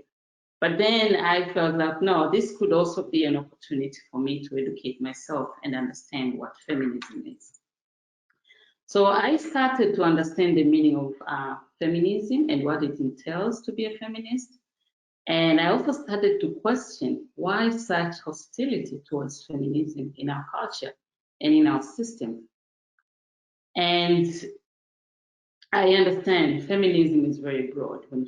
We've seen the slides in the beginning showing different meanings and theories of feminism. It's very broad and it has different concepts. But nonetheless, I found myself, there's a space for me to be part of this movement. And the way I look at feminism is, our feminist is any person who believes and stands for equality, and especially removing inequalities based on gender. And this is where my work is mostly focused on. And I'm particularly interested to make sure all men and women have equal access to resources and opportunities that are available in the construction industry. If I look at the construction industry in Tanzania, which I think it could be, there's some similarities in South Africa or in other countries in Africa. We have men who are dominating the construction industry, and especially in architecture. Last night I looked at the registry that is posted by the Architects and Quantity Surveyors Registration Board in Tanzania. Those who are registered architects to practice in Tanzania. We're about 530, something like that. And looking at women who are there, we're not making even 15% of that. So you find, for the most part, women are drastically underrepresented in the construction industry. So the goal of my practice is to create a platform for women to participate in construction by tapping into all the resources that are there and opportunities for them to excel. So we do this through education. We conduct some trainings, and we create empowerment programs, and especially from the grassroots level. And we find this is just a very small way to address the issue of underrepresentation of women in the construction, and the issue of marginalization against women and children and girls in our societies. So today, one of the things that I want to do is to share some of my work that I do with our organization called Tanzania Women Architects for Humanity. It was established in 2011, practicing in Dar es Salaam, Tanzania. That's where our base is, but we do our work in mostly rural areas of Tanzania. But the goal of starting this organization was to mobilize women, a group of women architects, engineers, quantity surveyors. We sat together and decided, okay, let's start this so we can mobilize other women, especially in the rural areas, or even a young generation of women, to spearhead construction of decent shelters for people in special needs in Tanzania. So our work mostly focuses on empowering women to address some of the social and economic beliefs, culture, values, regulations that are there that are marginalizing different groups of people in our societies, especially when it comes to resources allocation. And I became very passionate about this work because when I was teaching at Arusha University, I was also working as a volunteer with Habitat for Humanity in Tanzania. And the work that I did with Habitat, that was mostly in the rural part of Tanzania and working with very poor communities. That's when I started to realize how poor people mostly struggle to cope with scarcity. And I realized being an architect or architecture can play a major role in easing these burdens of the people that experience, and mostly people live in extreme poverty, our children with special needs. We have orphans and women. But we're also doing our best to show that the work that we're doing is not like we're trying to push men aside. When we do empowerment programs, is more like creating our own space, organize our agendas, and implement these projects that we think and we feel they're important to specific community. And we're very happy that we have men who have been supporting our projects, and they have been supporting the work that we're doing until today. And they also understand that they're not in a position to tell us what to do, but then they support our vision, and for that we're very grateful. Although there are still some men who they need to be taught that women can have their own space and you can support the vision that they have. So one of the projects that is very close to my heart is the school. What we're doing is we don't really do huge projects that need lots of money and all that. We go for a very small project, but that project carry a message or activities that for us we find they're more meaningful to that specific community. So for example, for this school, it's located in Tanga. It's a school, it's a government school that was built in 1949. And I don't know if you guys have heard in South Africa, in Tanzania, I think a couple of years ago was internationally known for albino killing, especially for the children with albinism. They were being killed because of these witchcraft beliefs. So some of the kids were taken away from home and being housed in centers because of their safety. And this school was selected as one of the centers for children with albinism to stay here and study. And this became like a home for them because they cannot stay home. So when we went there, we found there are a lot of challenges that they were facing because most of these kids they could not see properly. And the school is also a center for children who are sight impaired. So some of the kids do not see completely, some will partially see, and some are like normal kids, they're able to see and do their activities like a normal child. So they were all mixed, studying in the same class and go through the same activities. But the built environment around it, we felt something has to be done. And as architects, we should be able to contribute something. One of the main problems that they told us, and they were saying they would wish to see changes, is having more classrooms for them to be able to study in a more comfortable situation, because we found like more than 120 children in a small classroom that some of us have studied there, and we had maybe 30 or 40 kids in one room. So as women architects, we felt we had a role to do this. And eventually this is what we have done. And we constructed 3 classrooms, and there are a number of things that we considered and we discussed with them to come up with this product. But I'm interested to talk about the approach. How did we do what we did? So mostly when we go to these villages, we want to work with them. We work with our clients. We call these children our clients who really do not have any money or cannot pay for our services, but we also take the responsibility to raise funds and partner with different organizations and work with this. And the main goal is to create a social inclusion of these marginalized groups. So we employ the knowledge that we have on sustainable architecture, environmental friendly designs, cost-effective design and construction techniques. For this case, we used hydroform bricks that are famous in South Africa, and we were able to do it because the land in this area where we were working was very good for this kind of bricks.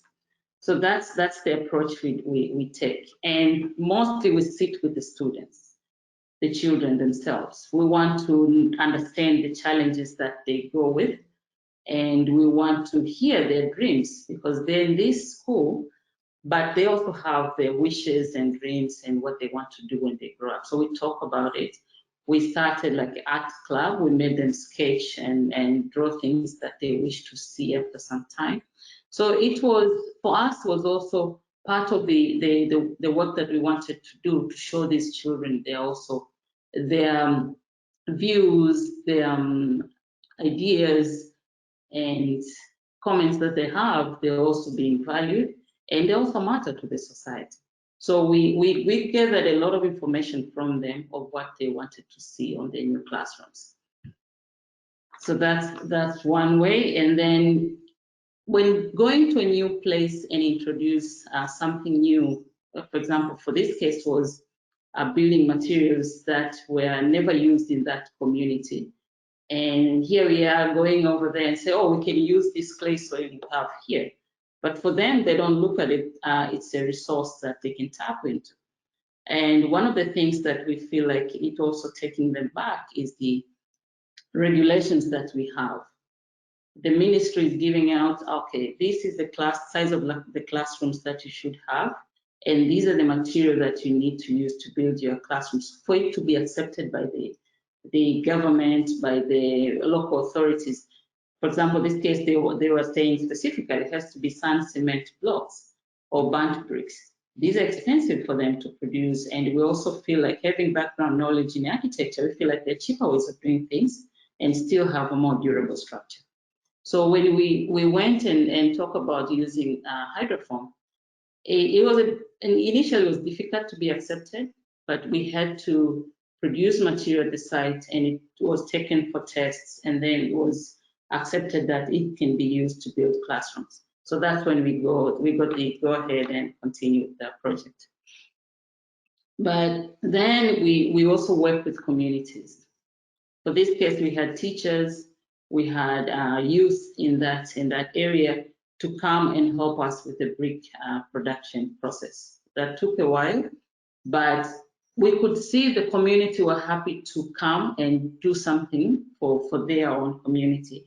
And at the same time, they're learning what can be done with the resources that they have. So that was the main thing that we were looking at. So the youth, the teachers, and everybody around was happy to participate in this project. And we also dedicated some of the days where we would take the students from a high school nearby, mostly girls, because the problem that we see in the construction industry, which is more men, it's because lack of exposure. So part of it is lack of exposure for girls and women about construction, about architecture, about engineering, and things like that. So what we do, we normally have days for girls to come and volunteer their time, and that time we will sit and talk about architecture and social issues around that. So we had them, and we also had the women from cement company in Tanzania that donated cement for this project. Women came and built with us. So community involvement, I think, is the key of one of the projects that we do. But the main key component of this project, for example, was to start creating awareness of the marginalization and discrimination of these children with albinism are facing. And even for us sitting with them and talk with the children, we could hear a lot of things that they would talk about that they experience at home, they experience in school, they experience in different places. So we wanted the parents and the community to understand. And we, as women architects, we were not experts in this area. So we had to invite people from another organization who are focusing more on children with albinism. So for this case, we worked with Under the Same Sun. It's an international organization that has head office in Canada, but they also work in Tanzania, and their work is mostly to protect these children. So the staff came and talked to the parents, and most of the things that he was explaining to them, they were hearing it for the first time. So for them to be able to hear from a person who has albinism, who was able to excel, and here you have some of the parents are hiding their children at home because of that impairment they have. It was an eye-opener for them, and this is what we find it's more like a key component to the projects that we are doing. So the community were taught something, and at the end of the day, when we finished our construction, we also used these children to come and decorate their space the way they feel like. So they had ideas on what they wanted to do with their classrooms, the message they wanted to leave behind, and we made sure that they were helped to be able to do it.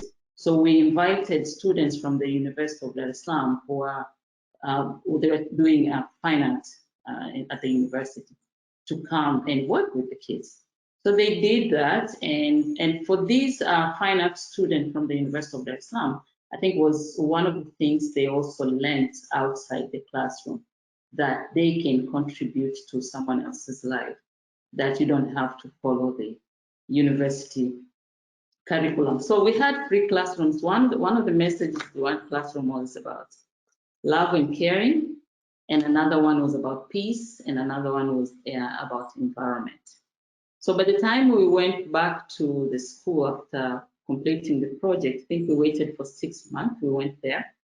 We found that the material that we introduced in school, it was started to be used at that particular school. So it became like the material that was accepted and became like a signature to that school. So they got a donation to build a dormitory for the kids, and they were using the same material. And these classrooms that we built, they become like a center for examination preps. So they are receiving students from other schools to come and use these classrooms in holiday times for the preparations for their final exams. And yeah, as architects sitting in class and we're learning about how to create a more accessible environment for these children to be able to to grow and be independent and create comfortable interiors and the aesthetics, how we can minimize cost. So those are the efforts that we had put in this particular project. For other projects, I will go very quickly, but we did design a school for girls in coastal region in Kisarawe area, where these girls, it became a tendency that final examination grades for this in this village was declining, and the kids were dropping out of school, some more because of unplanned pregnancies, and some of them they had to get married, and also poor hygiene in schools. You go to many of the schools in our villages, they lack very basic facilities like menstrual hygiene facilities, menstrual hygiene rooms where they can take care of themselves. They're not available in schools. So this forces most of the kids to miss school at least a number of days every month. So there was a campaign that was started by the district commissioner in Kisarawe, where she wanted to build a model school for girls. So we decided to join that campaign and provide the design for the whole school. For us, we also wanted to use that platform to expose architecture students and engineering students at the university to be part of this project, so they can also learn on how to go back to their communities and do something. Because you may find these are the things you're not being taught in school, that you can go and work with your communities, unless you have a certain background that will push you to do so. So we made it as an effort to expose the students to participate in the design, to participate in the construction supervision and see the end product. So this phase one of this school is completed and the students are already in school.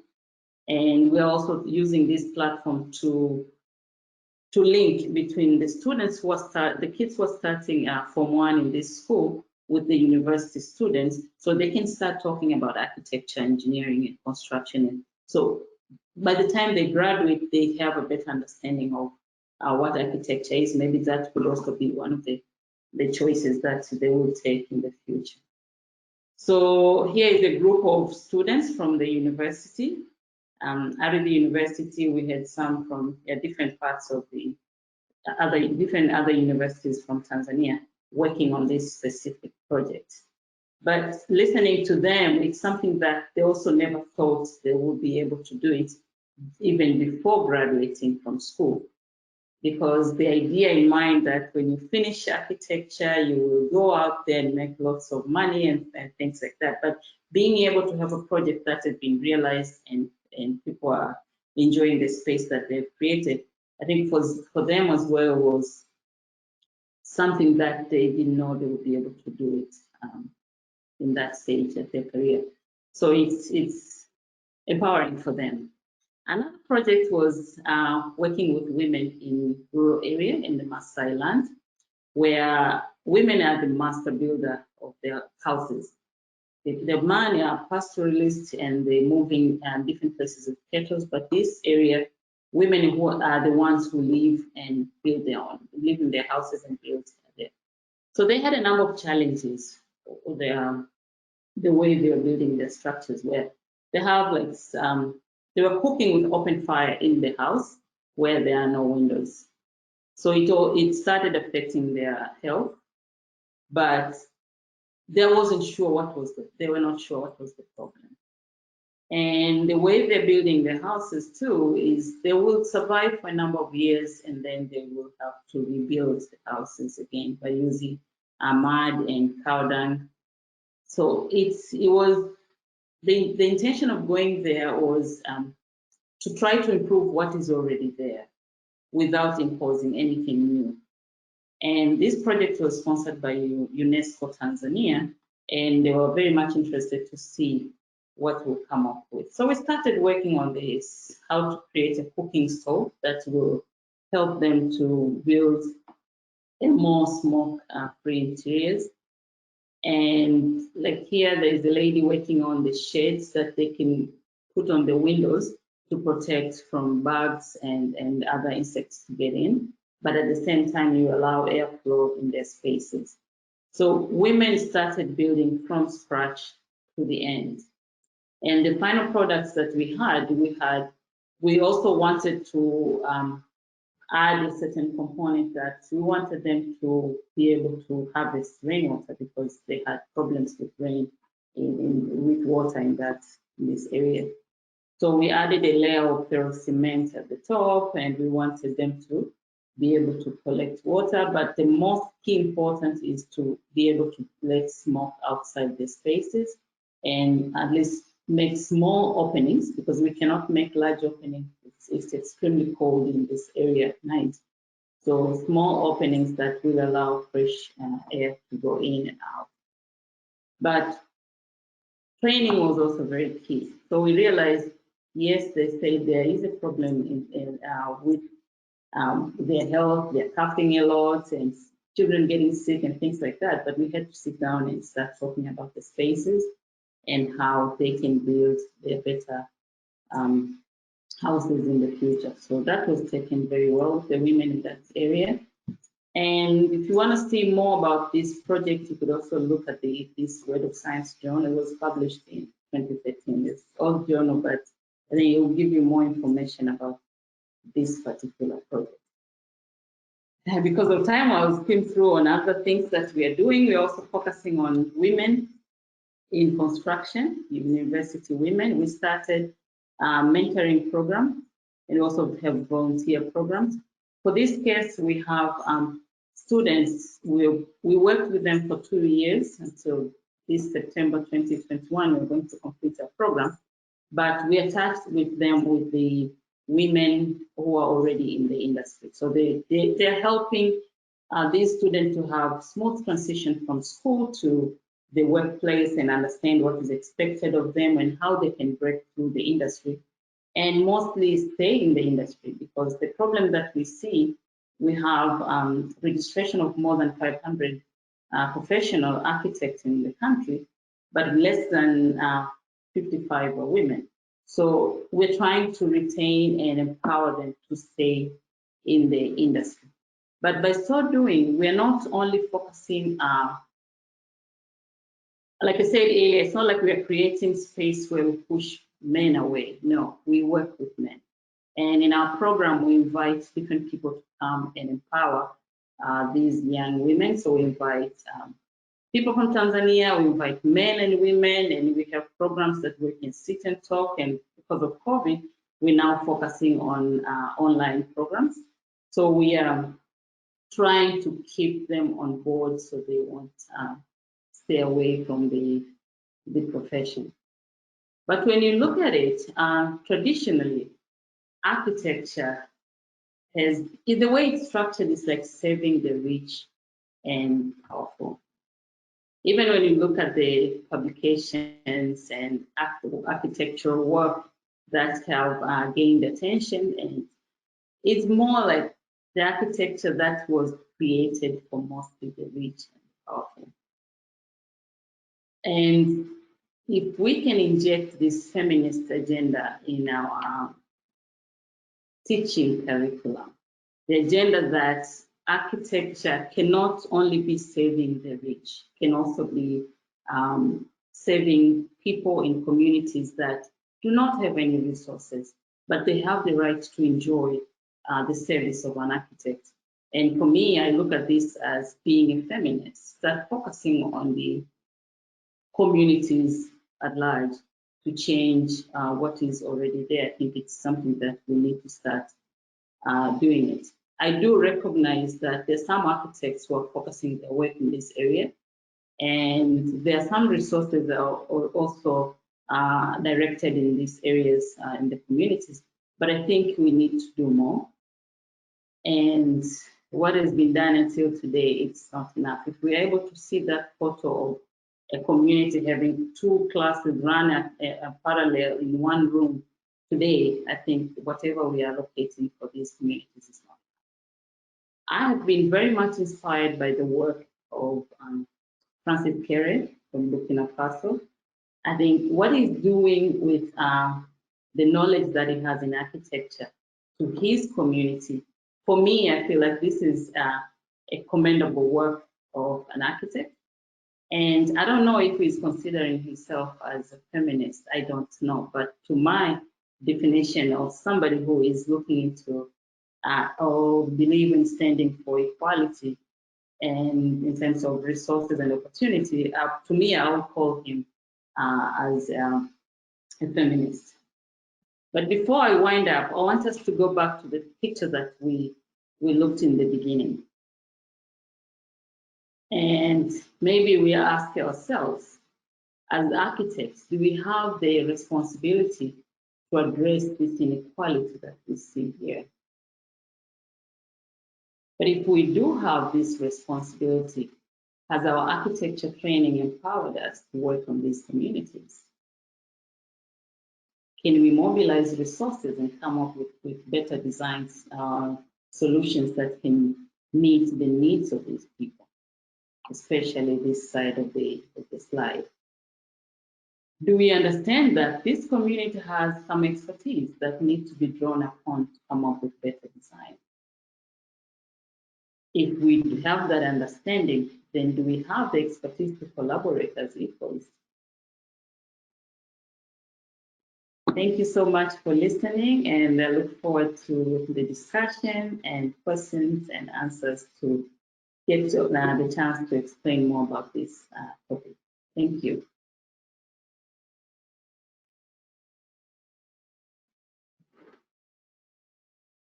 Thank you, Victoria. I'm being told that we are behind time. We were going to take a break, but I think we'll just move into the discussion. So if we could have everybody back with their cameras on, please. My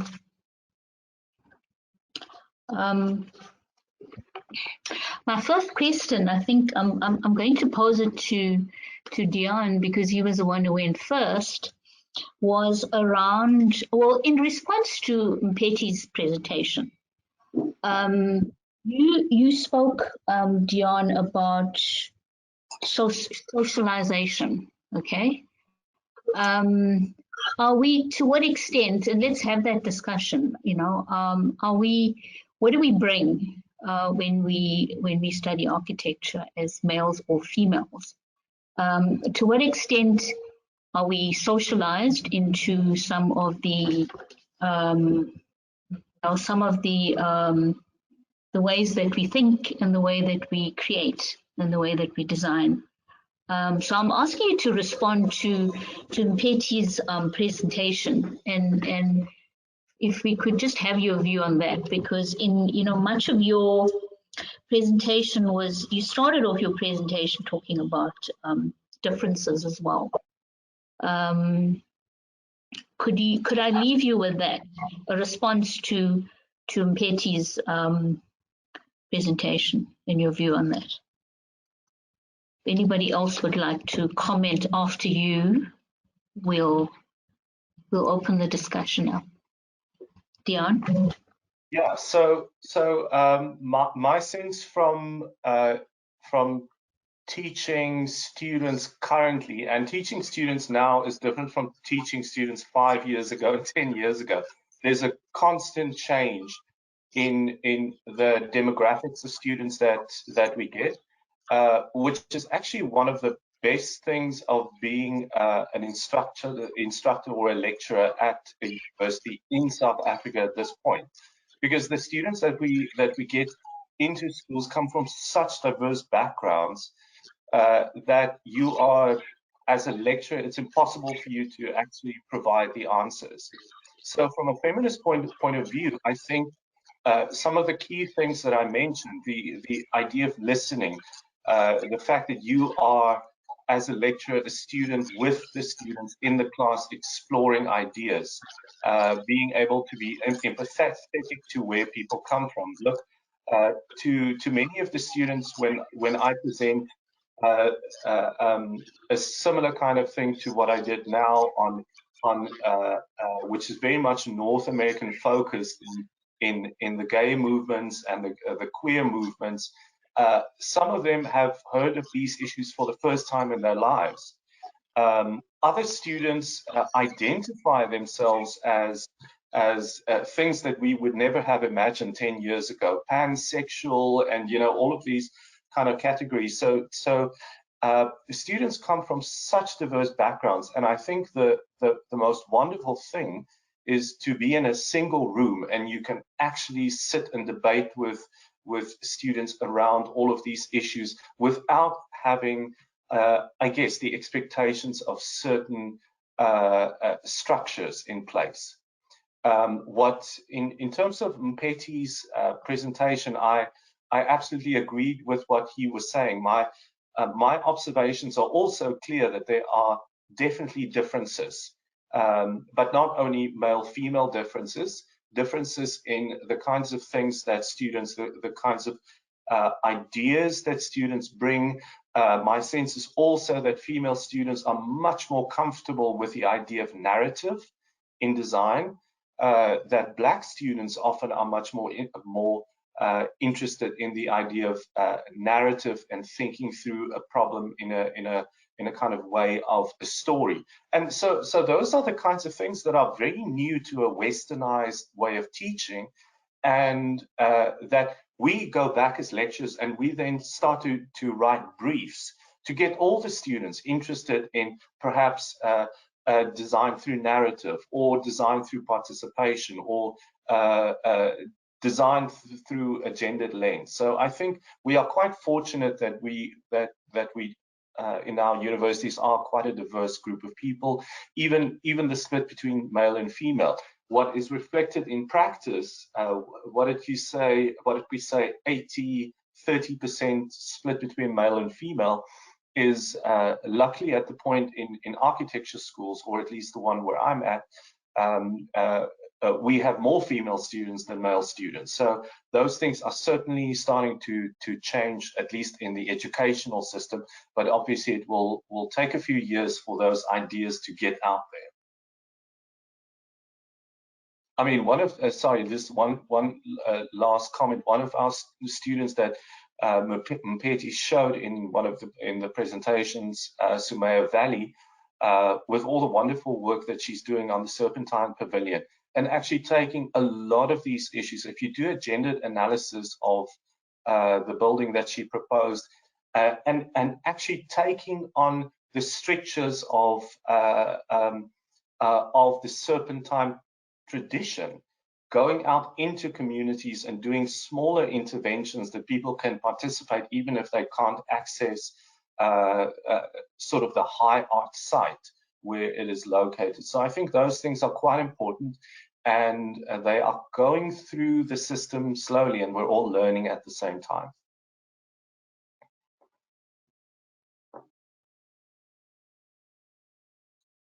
Karuni, I think your microphone is muted. My question was more focused around the student that arrives to study architecture is socialized. So there's a level of reconditioning, unconditioning, opening up that needs to take place, and Mpeti was talking about that.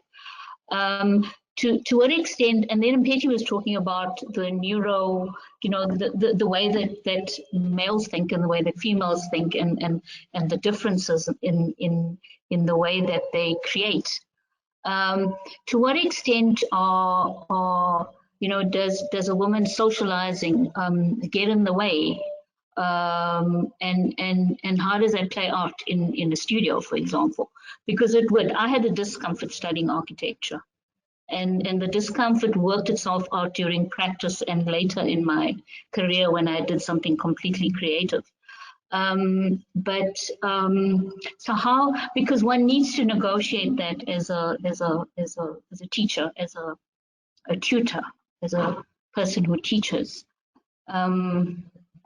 Is there, how do you negotiate that? Yes, so gender. With respect to gender. yeah, I mean, at a place like BITS, with the way I look and, the typical white male architect, I feel like I am often in a minority in the room with people from such diverse backgrounds. Even teaching within our program, it's a very, very different experience from when I went to university. Even sitting in a studio with Mpeti himself. So I think there are certain things about architecture students also that Mpeti mentioned in how they get socialized. But remember, they also come into an architecture program and they are not the typical student that you would find in engineering. For some reason, the self-selection of them going into a creative degree makes them a bit more, from a gendered perspective, also their makeup, their experiences, the way they see the world. This is somewhat different from the typical stereotypical male-female student. Mpeti was talking about the creativity and the left-handed and the right-handed.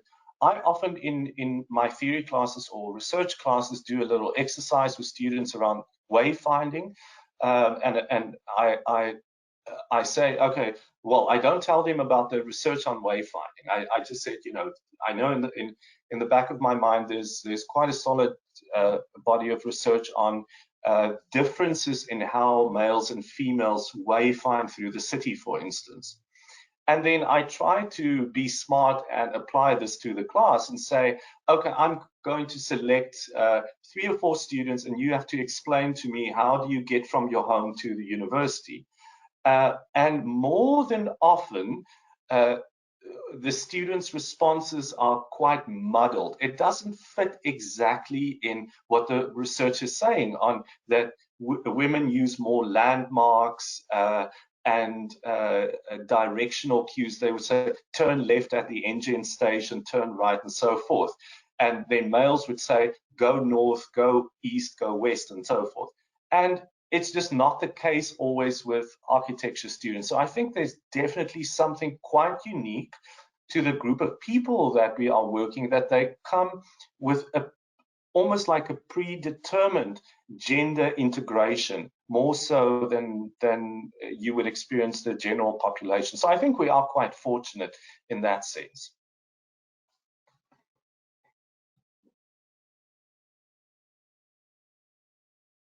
Maybe to add a little bit to what, oops. If you want to respond to that?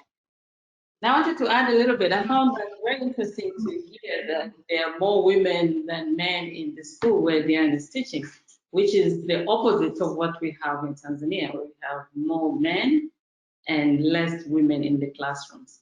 But I remember when I was looking at or responding to the socialization in schools, when I was studying at the university, we were 4 women in the classroom, and that was perceived as so many women in the classroom, because the previous classrooms were just 1, or sometimes there are no women at all.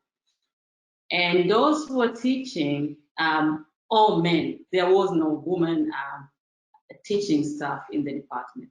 So when you start in that foundation where you have only men teaching you, and you come in a community where it tells you this is the role of women, this is the role of men, and in the design you can also see how it's reflected in the work of the students.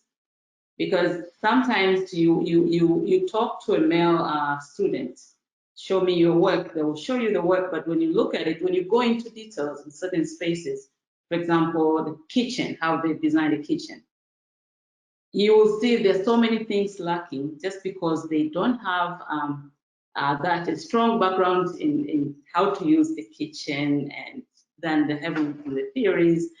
And when you look at the female students, they will have a different perception. So it somehow has some effect to the male and female approach to architecture. And even interacting between the students in schools, I find for me at least, I found at that time is a woman, you don't really have much space in the classroom. You don't have much space in the studio because you stay in the dorm. Yes, you want to go to the studio at night. You find men, they don't have shirts on. This is our territory, and you feel like this is not your space. You have to go and work in the dorm. So interacting and share your progress and learn from each other, it also somehow pushes a woman aside. So I think once we get to a situation where we have more men and more women, and maybe even 50-50, so we will learn how to use these spaces that we are being trained together to use as not more for men as for women. So I just wanted to add that challenges that most of the female students experience in schools is, because of the whole system that is already there. Thanks. Geeta, would you like to talk to what happens to women in practice? It's interesting what Victoria's just said now, because the large number of students that we have studying architecture we can't retain women in architecture, and if we are to envision what you were sharing with us around, our responsibilities in terms of other bigger issues. How are we even going to do that? Geeta, I can't see you on the screen, but I know you're there somewhere.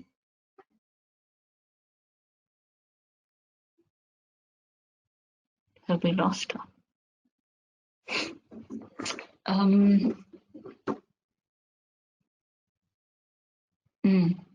Okay. Geeta? There we go. Sorry. Hi, everyone. I am here. So, Karuni, it's very interesting for me that in the year that I graduated in 1986, there were more women than men in the classroom. And if I look at some of those peers of mine, there are very few women who have actually been able to be positioned in larger practices as heads of practices. But some of them have been parts of other practices where they're doing sterling work. But a lot of them have been single practitioners, and many have just left the profession. So it's been curious for me that is how it works. And I think that the women who have attempted to hold together motherhood and practice and the rigors of practice have really taken a lot of strain. So if I look at the stress conditions and the health of women who have carried those larger burdens, it shows up in their lives and in their health. And I think that that's rather unfortunate. And I think that it says something about the everyday kind of struggle that you have to really take on to be able to get the work, do it, lick the stamps, and do everything that you have to do. I mean, certainly I've experienced that directly myself. You are expected to be beyond better than everybody else, but also do everything.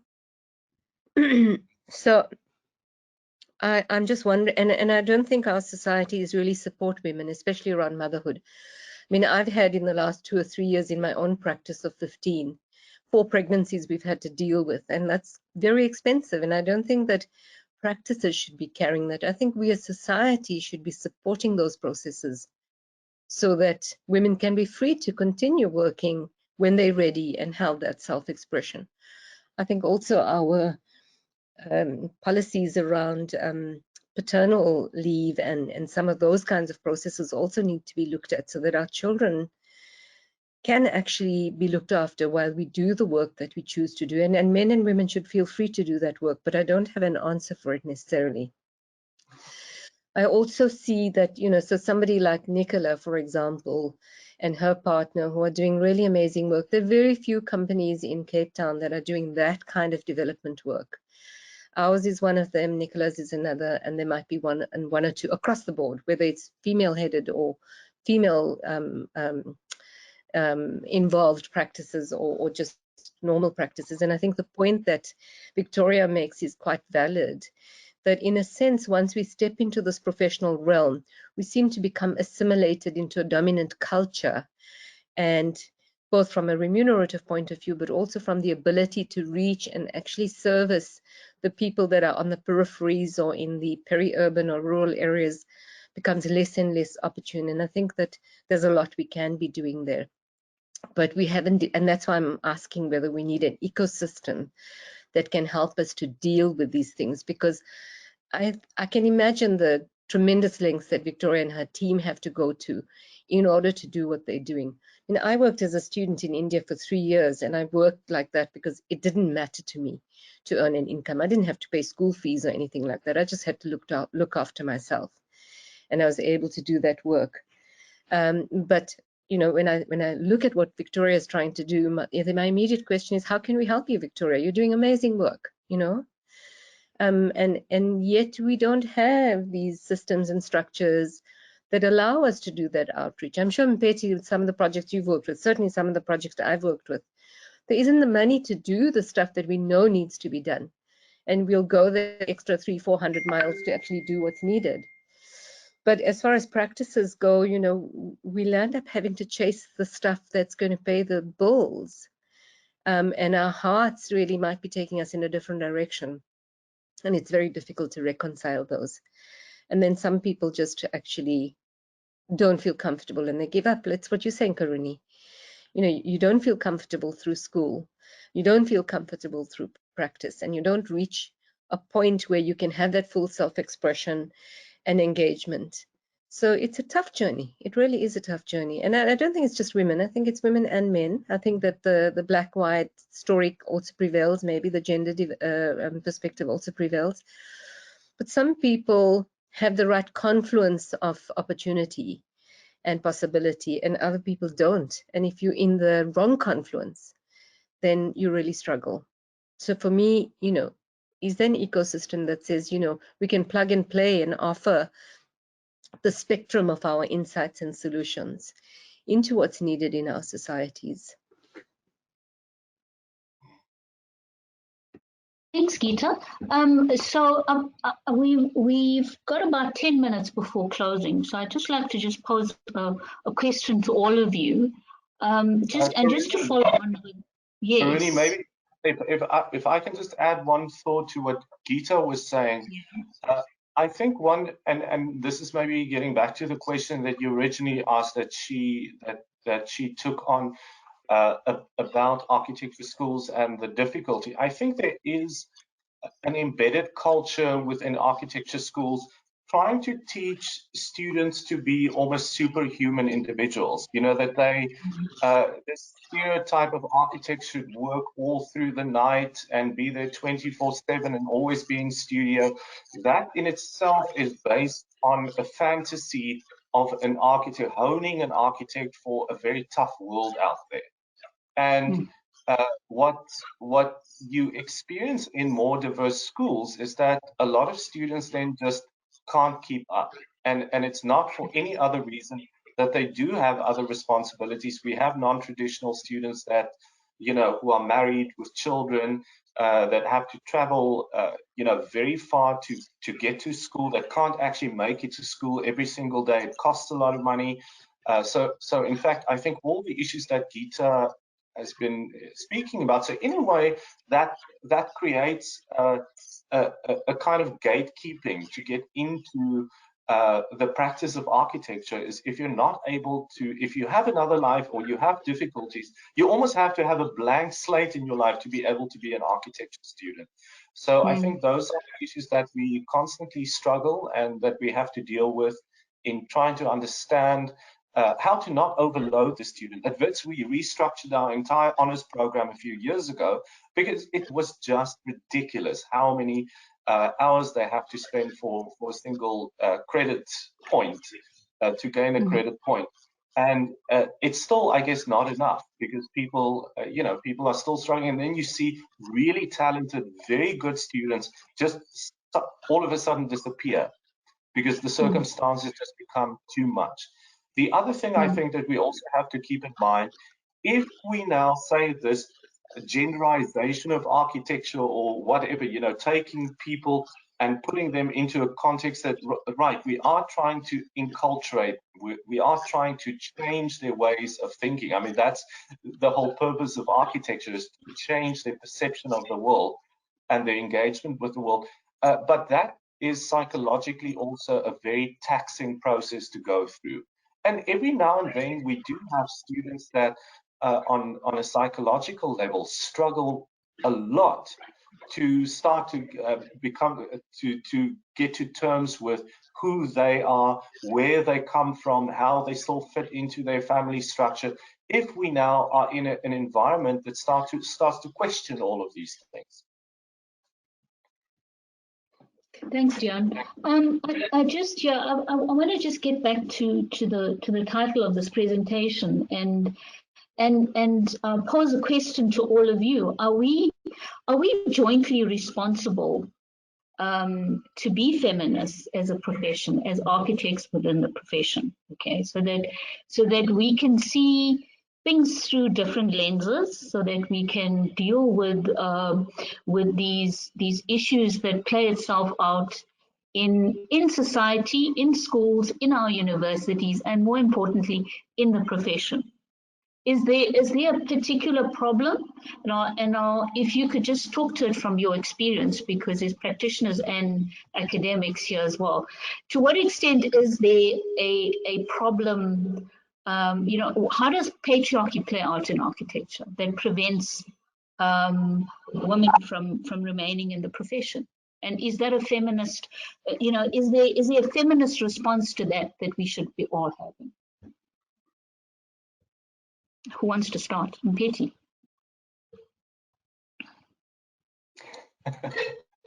You go. You haven't spoken.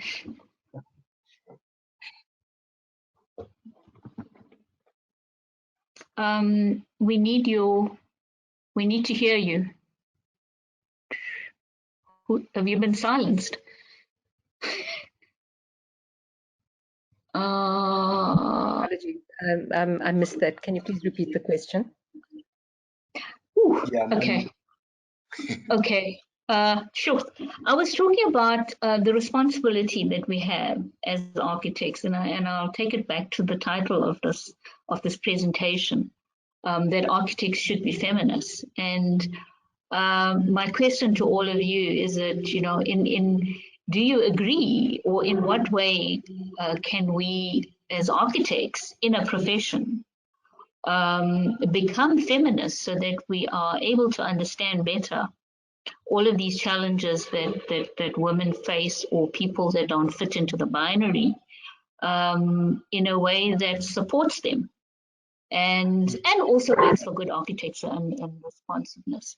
But and then the question of, is there a particular patriarchy that we have in architecture and in practice and in South Africa, and what it would look like? You know, we've unpacked how architecture can be if we design, etc. But how can we encourage practice to look different? You know, so that our offices look different and women don't just fall off and we never see them again. You know, I think Dion's alluded to it, and Mpeti, and you know, if you look at Noam Chomsky's writing around architecture of power, we have symbols and sectors of power that are very dominating. And when you come from a small, tiny background like I came from, it was so overwhelming for me to go into Wits University as the first Black woman in that faculty. I couldn't even hear the people that were speaking. I was so scared. You know, and I think that when we can normalize, and I'm not saying that's the case now with students, but I think quite a lot of that can exist, where just to feel comfortable in your own skin in that environment takes a while. Then you find your voice, and then you really find your mind and you start grappling with these things. Now, is there a way we can work with people that really humanizes these processes and really meets them where they are, that it's okay to be the small person? I had to design places that I had never been into ever in my life from the background I came from. All I knew was this tiny little Indian settlement with crappy old housing. And then suddenly I was in a university and I had to design all these fantastic things that I had no idea about. So I just made them up right? You can imagine the discomfort in my skin. And then I entered into the profession, and I was suddenly expected to design all these things that I had absolutely no clue about either. And I had to find out and make them up. So for me, what's important is that if we draw on the feminine energy and recognize that even in the state of all of that, if you can hold your center and ask the right questions, you can make intelligent decisions and ask for help. And that's the ecosystem I'm talking about. Fortunately, when I've reached out and asked for help, I've always got it from my peers and from my mentors and people around me. But I didn't know that I could ask for that help. We're not trained to ask for help. We're not trained. It's not okay. You're supposed to know everything, you know, miraculously. And it doesn't work like that. So I think we need to create a much more generous culture in the way we practice and the way we share and the way we learn and share resources as well. So I don't necessarily have an answer for that, but consciously, Karini, so I was a feminist, then I was a radical feminist, then I was an eco-feminist, and I was all of those feminists. And what I found was that taking a very strident stance with all the F words was just putting everybody else around me off. Rather, what I focused on is what's important to do and just stay focused on doing it, whether I rub people up the wrong way or not. And that's just what I've done. I've stuck to my guns. I've invested my time, energy, and my money in the things that I consider important, and I continue to do that. And it's an unpopular journey, but it's one that I sleep well at night with, that I'm living to my convictions and my passions and my concern and commitment to making a difference. Now, I'm not saying that everybody needs to do that, but I'm saying that if we all focus on what is important for us and continue doing that, we don't need the F words, but where the F words are useful is to be able to find the language and the constructs that allow us to understand those plays of power, those plays of dominance, those plays of exclusion. And so this process that SAIA has started, and Diane, for what you've also contributed in terms of the framing of the conversation, is valuable. But I would be less stuck upon those and more thinking about strategies and ecosystems and networks, about how we connect, find common, you know, in the struggle we used to have strategic alliances for dealing with particular things. And I think we need to think in that way. This is a war we're fighting, guys. And we need to actually start strategizing that we're fighting this war, but we might be choosing different things that we're targeting, and that's okay. Every bit of play counts. Making a beautiful building counts as much as, you know, meeting the community's needs. But we've got to be clear where we're heading and who we're going to create those alliances with. So a very general term like feminism, for me, I've struggled with this presentation today, and I've tracked my journey and said, where did I lose the F word? And I remembered that I consciously actually left it behind. So that's my answer. Well, thanks, Geeta. But I really enjoyed the diagram that Dion put up, and I think it's something I more recently look at myself as, you know, in those intersections and try and understand not just myself, people around me as well, to try and help me understand that things intersect. You know, it's not just one problem, and that they layered, and within all of that you have solutions that come out of that. Does anybody else want to talk? I think that circular diagram of intersectionality is something in constructing a group of people that work together, whether it's composing a student body or composing staff at the university or in an office. We need to be much more aware of those different intersections and also speak to people about their experiences and what they bring to an environment. For example, in a teaching environment, you can do whatever you want. You can appoint, you know, according to sort of very coarse quotas, the kinds of people into an environment. But what you need, if you have a diverse group of students coming in, they do need someone they can identify with.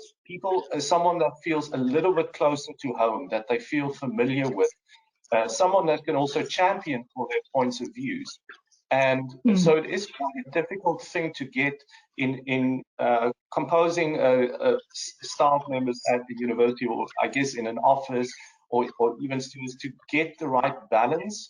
And the only way that we can do it is to really start to think about all of these multiple intersections and the complexities of experiences in order to understand a person and what they can bring. Thanks, Dion. Mpeti? Yeah, I think that the intersectionality should be go beyond just us as human beings, but also look at our intersection with the non-Anthropocene, or the kind of our biological brothers and sisters on this earth. I know I'm sounding a bit highfalutin, but I think the fact that men have messed up the world through the kind of capitalist, neoliberal, predatory world which architecture is complicit in, where the built environment has been commodified to the extent that now the planet is suffering, and that there's a new path that we will have to move towards, which is a much more caring and nurturing path, even for ourselves, with pandemics, for example. And maybe that's an opportunity for us to look at less kind of masculine ways of development, of thinking, of understanding our environment. And maybe this is where the space for more women's voices should naturally come through, or should be promoted to come through. So I'm seeing it possible, and I think Gita talked about it previously, a kind of a link between our environmental imperatives and the imperatives for a more feminist approach to development. Thanks, Mpeti. Victoria? Yeah, I totally agree that we all have to, as architects, to create a more inclusive environment for women and men to be in this workplace, in the construction. But how do we do that? We need to start with our teaching. I'm not sure about what is happening in the teaching curriculum in South Africa, but in Tanzania, especially in the university where I worked and studied, the curriculum that we have is more structured into you design, building materials, building construction, the theories of architecture and things like that. So if we can add components where the students are starting to be exposed on the different theories of that can deal with our society issues. You go maybe to a different department, you take classes and transfer credits to architecture. I think our curriculum, in a way, needs to be structured to expose the students to social and community responsibilities that we are not being taught in school. So I think if we start with that, it might create a situation where graduates and those who are studying maybe for 5 years over there will start seeing things in different lens than just seeing architecture and design. And for me, I feel like that this design is for the rich and powerful and stuff like that. So that need, and in creating support systems in whatever we are doing, especially for women. Yes, it's a male-dominated field. There's a myth that our women cannot work together, cannot sit together. So I think we need to create a situation where we as women can start to create environment where we work together and seek support to those to men who are really standing for equality, and they're also working so hard to bridge this gap of inequality between our societies in any sector. So we need to work with men, and women also creates a strong situation to be able to support it. So I think those are the things if we are able to do it. And as architects, yes, we all need to be feminists, and depending on how you define feminism, I think there's so many concepts that we have seen today. And the way you find a place where you can hold on to and work as a feminist think will change the situation we see now.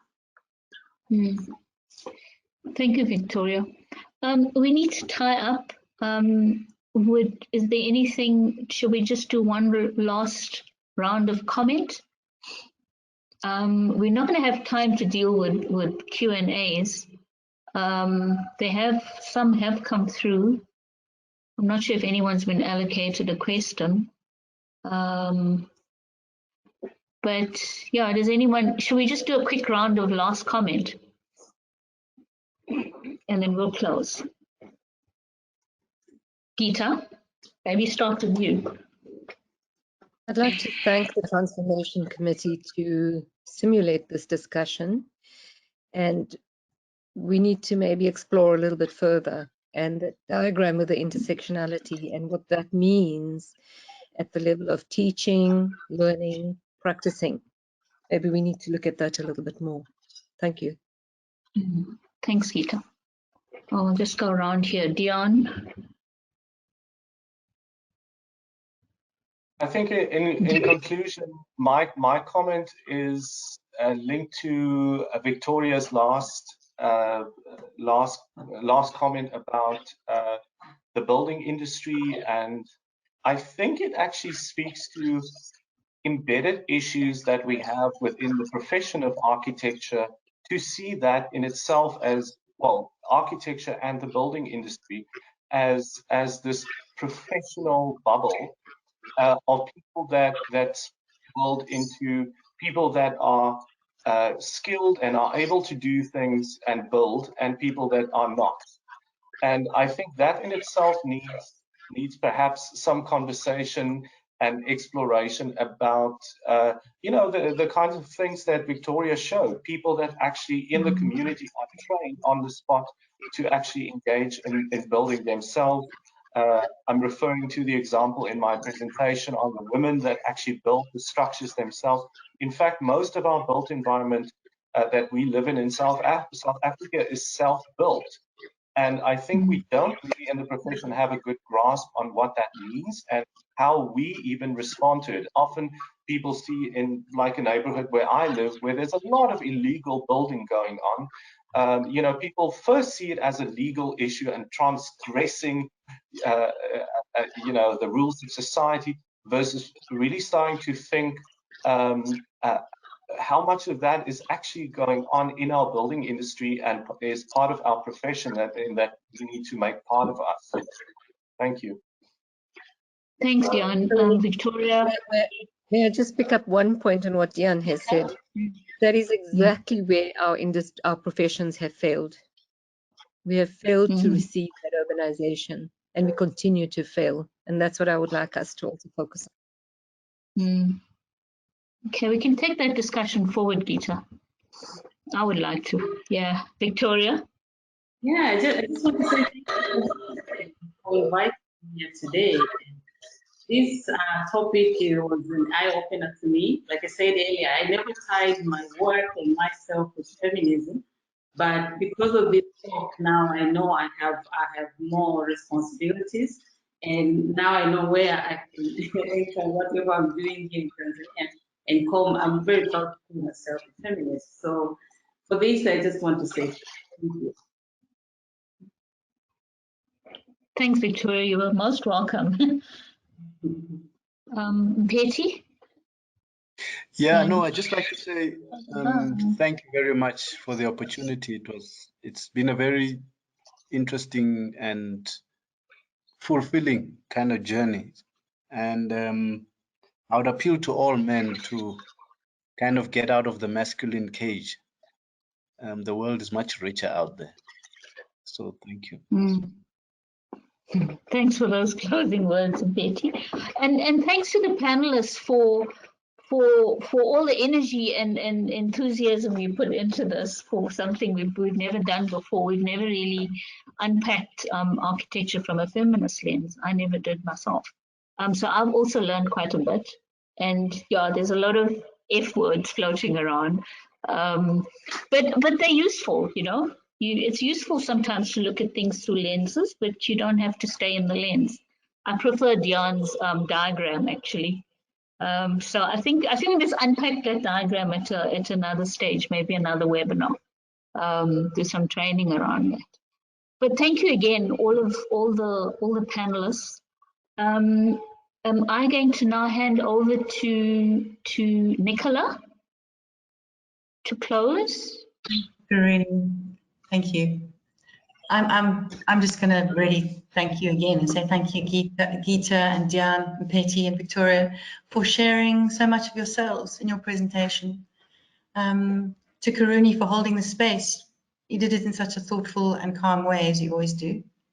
To Karina and Penny for all the back of house care that started days ago for all of us and continued right through the webinar. Thank you.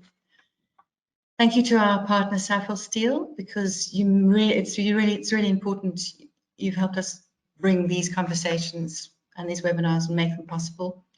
I want to encourage all of you who aren't active in your regions to really consider joining us and engaging with us.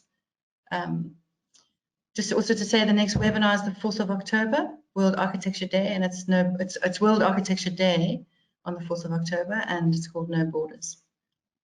So yeah, thank you all. And I know we're over time, but can you just take a minute and just rate this webinar?